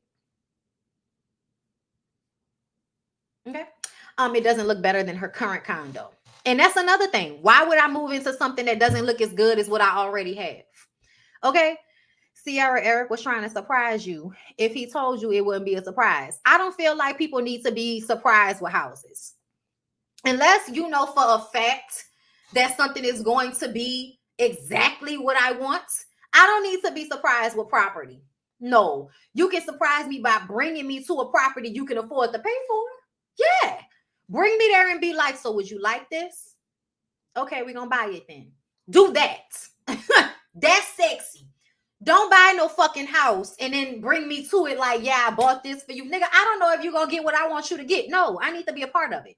So I understand how she felt. Anyway, y'all, let's get to Kendra and Jock. So Kendra and Jock go to counseling to discuss the rumors, which aren't really rumors. That's why this is so aggravating, because you really were fucking Meta. The time frame is questionable, but I feel like when Meta said all the way up into 2019, it's true. Whatever she said, it's true. Even 2020, it's true. Okay? I don't believe that Jock is faithful. I don't think Jock is expected to be faithful. I think Kendra wants the world to think she expects Jock to be faithful. But based off that conversation Kendra had with Jock's sister, girl, no, we don't get to it. So the pastor who married them says the day of their wedding, he was receiving all of these text messages and emails and shit about this baby. I'm up here on the pulpit trying to marry y'all, and everybody hitting me up like, so you out here marrying motherfuckers, and at the same time, babies is coming out the woodwork. What is going on? Have you counseled them? Because if you counsel them, I don't know if I won't come to your counseling service. Okay. Anyway, so Kendra says the wound was healed, and to pick it back up leaves an open sore. And I'm like, if the wound was healed, you can't pick at it and make it an open sore. That means it was a scab and it wasn't healed. See how you're saying things and you're lying already, Kendra? You weren't healed from him having a fucking baby while y'all were on a break. Honestly, I don't think they were on a break. I don't think they were on a break. When Jock said, we're having that conversation with his homeboy, and he was talking about it, I think he was about to say we weren't really even on a break. We were still engaged. That's what I think. Jock says they already cried about this, and he promises he would be a better version of himself. However, now this Meta situation happened. The timeline is still confusing, even though Jock said the last time he was with Meta was 12, 13, 10. I said, so he can't tell you the year he stopped having a sexual relationship with Meta. That's the first thing. Because he said 12, 13, and then he said 10. So is it 2010, 2012, or 2013? When was it the last time you was fucking working? Because it sounds like you don't remember. Kendra says she doesn't want to stay in a marriage that was built off of bullshit. Kendra, yes, you do. You just want to be married. It doesn't matter who you're married. I mean, it matters that it's Jock, but it doesn't matter the quality of the marriage. You just want to be married to him. You won. Jock wants to move past it and make his lady happy. And I'm like, I think a part of making your lady happy would be to stop being so impulsive with your dick. He says that he's her husband and she has to listen to him and not let any old thing affect her. I thought that was funny. I'm like, Jock, you wouldn't say that to Kendra in her face, because I feel like you being her husband doesn't mean that she has to go along with everything you say just because you're her husband. What? You can't even be faithful just because she's your wife. But somehow she's supposed to believe everything that comes out of your lying ass mouth because you put a ring on her finger. Oh, what is that? Is the ring the agreeance to cognitive dissonance? Is that the agreeance to have you lie about everything? Oh, Kendra, you've agreed now to be a liar for your ring. Got it. Got it. Kendra says, she says that Jock told her, I'm sorry. He says he's her husband. She has to listen to him and not let any old thing affect her. The pastor tells him he needs to work extra hard. He says sometimes it just takes a second for things to go wrong. Sounds like a lack of accountability. That's what it sounds like to me. I told y'all I feel like ever since Jock made that whole thing about Trouble, you remember the rapper Trouble and how that whole thing happened, and he put all of this blame on the woman that he was sleeping with, Trouble, when he got killed. And I was just like, Jock, you're literally a whore. The only reason you haven't been put in the same situation as Trouble is because women don't unalive men the way men unalive women. So of course a crazy nigga is gonna kill another nigga. Women don't usually go to that. Like, we might fight, we might do a whole bunch of extra catty shit, but most women aren't trying to kill anybody over a dude. Most. And that's just me saying, generalized statement. Okay. So for you to place all of the blame on Trouble's, girl or whatever, when Trouble was already a whore himself, no disrespect, but from what I understand, Trouble got around. Jock gets around. So what happens is whenever something happens because a man was being flawed, meaning Trouble was in that situation because he was cheating on the main girl and had all these other shits going on, and he was at the girl house. She broke up with the dude, but the dude comes back to the house and ends up murdering Trouble. And now somehow the blame is on the girl because she did not break up with the nigga enough, or she didn't take Trouble to another place. I'm like, why should she have to make sure he doesn't come to her house? Trouble obviously should have taken her to his house if he wasn't cheating as well. So when that happened, it made me feel like, Jock, you see yourself as a nigga like Trouble. You've probably been in situations like that where you barely got out of that situation without an issue, where you was fucking with somebody and she had a dude that came through. And so because you are often in those situations, you don't want to ever get caught up where you lose your life because of your dick. That's how you feel, right, Jock?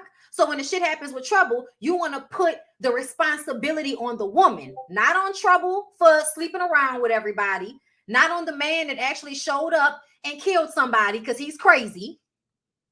No, we're going to put it on the woman.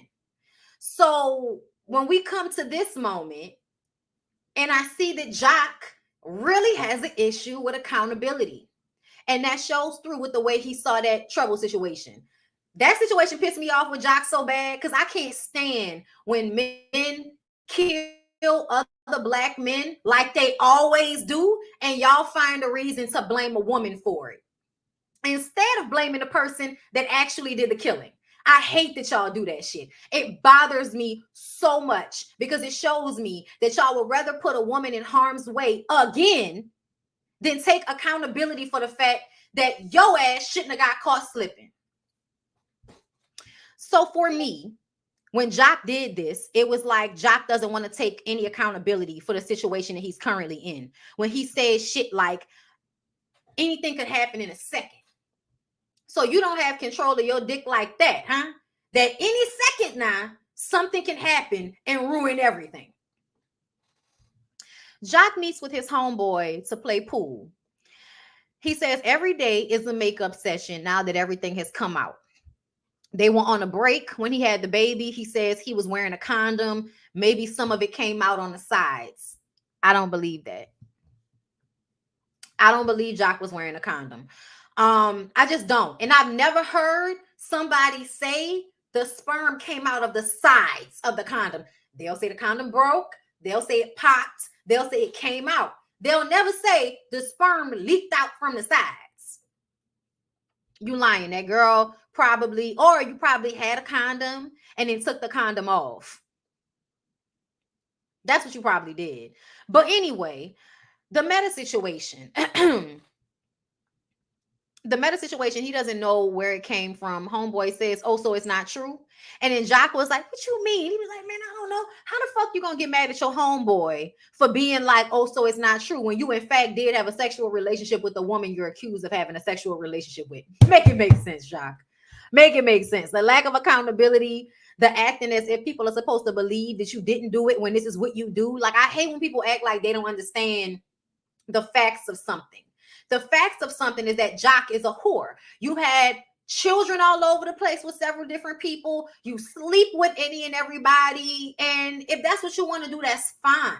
But you live reckless. And then you have the audacity to act as if you don't. And then to judge other people when situations like that happen. You reckless as fuck. But somehow you have time to get on the internet and talk about how a woman who was sleeping with a man who was single was reckless. Yeah, go to hell, Jock. I'm sorry. Go to hell, Jock. I can't with you with this. When you want to take accountability and stop living in la la land, maybe we can have a conversation, sir. But this sounds stupid to me. And Kendra sounds stupid with all of this shit she's talking about. I would much rather Kendra say my man a hoe and I want him anyway. Boom. Tell us that.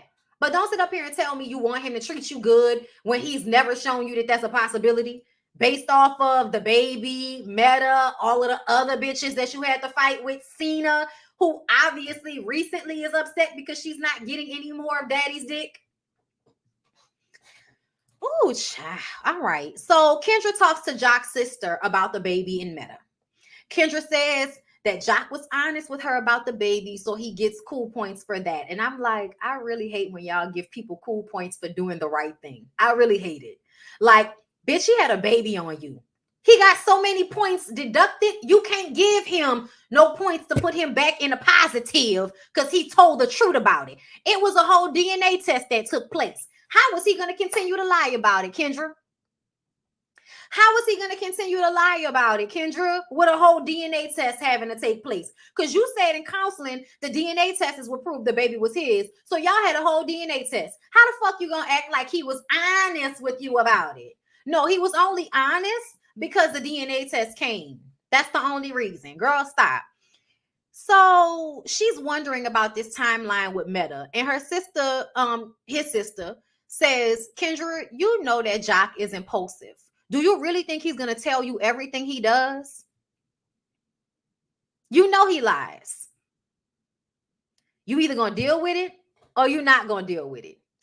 The sister was the realest shit. Out of any of these shows today, I feel like Jacele's sister at this moment was the realest shit I've seen all day on VH1 because she was the only one real enough to say, girl, if you don't call a thing and stop with all this crying and shit to me.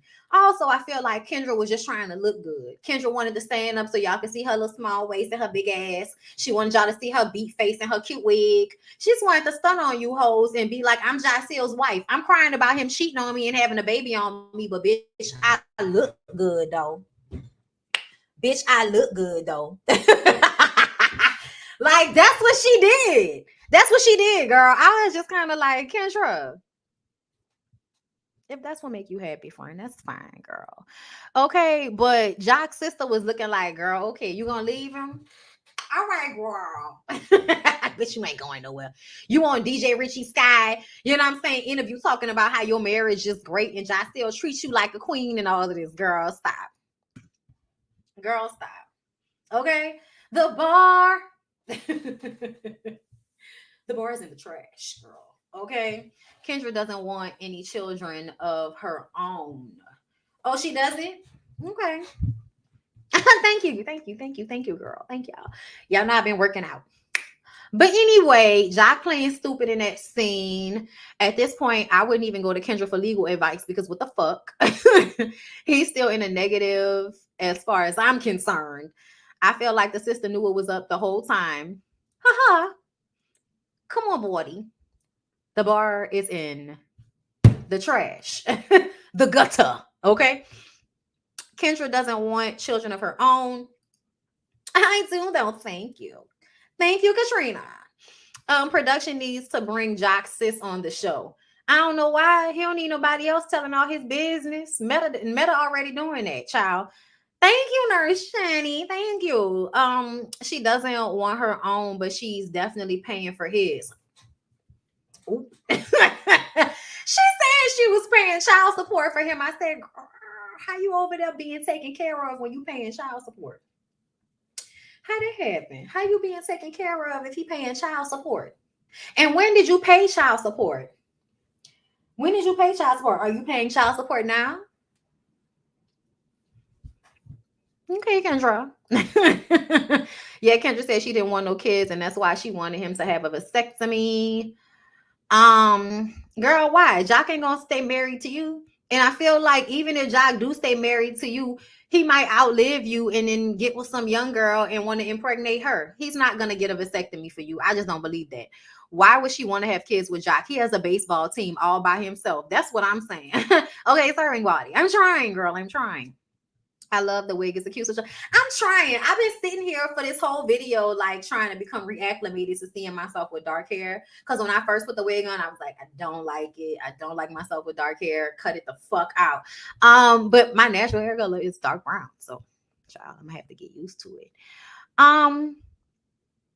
But yeah, child, not main love interest in an R&B video. Girl, if I was a little bit more beat, I needed my face to be a little bit more beat. And then it would be like, you know, summer rain, sweet rain. Okay, look out the window. Up again. Oh, yeah. Okay. Yeah, I mean, I'm going to keep the wig. I'm not going to throw the wig away. But y'all know okay, y'all know in a minute I'm got... Okay, and go back to being bald head. Okay, bald head, skelly wig. Okay, don't give a fuck. Why is Kendra so pressed about him? Child, Jocelyn's dick must be a ding-a-ling of gold. He must have a ding-a-ling of gold. Shout out to Tamar and them. Okay. He must. That's the only reason I could think of. Because, girl, you could meet me in the trap. It's going down. Okay. Child, I wish I could be young Pam Grier, but I can't, child. I can't be young Pam Grier. I don't look enough like her. She do remind me of my mama, though. But yeah, y'all, I'm done. He looked like his peen isn't all that good. I mean, how he look like his dick not good? How he look like his dick not good? Talk to me. Because the number of women he's gotten pregnant and the number of people that have fucked Jaceel over the past decade on reality TV makes me feel like that's probably the only thing he was good at besides producing music. Meet me in the trap. It's going down. Meet me in the mall. Meet me in go down. Y'all thought he was talking about fighting. He was talking about fucking. He was letting y'all know that anywhere y'all go, anywhere y'all go, okay, we can fuck. Okay, look, I had to see if I could sit it down some more. He must have a ding-a-ling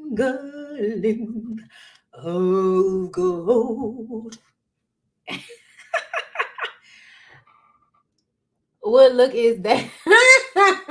Nah, the D is good. Girl, listen, I believe it. Kendra Harris, I believe. Okay, I believe that his ding-a-ling must be good because I don't see any other reason why. I don't see any other reason.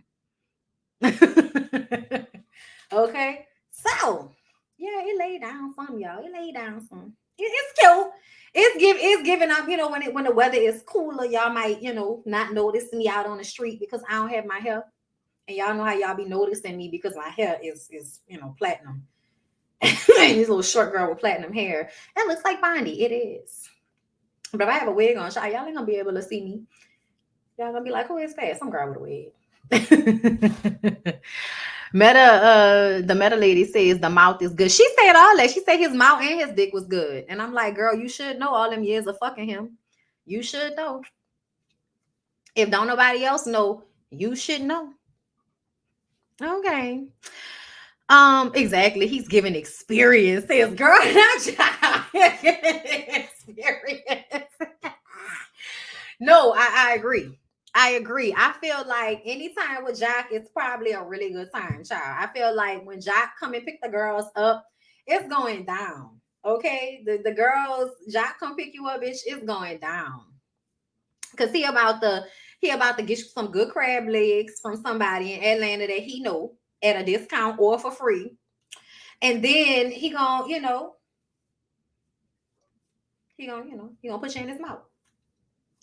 And it's gonna be a ding-a-ling of gold. Okay. But anyway, y'all, let me go because I'm ready to take this wig off, girl. It's cute though. It's giving. It's giving. I feel like, I feel like it's giving. I feel like we can get with it. We can, we can, I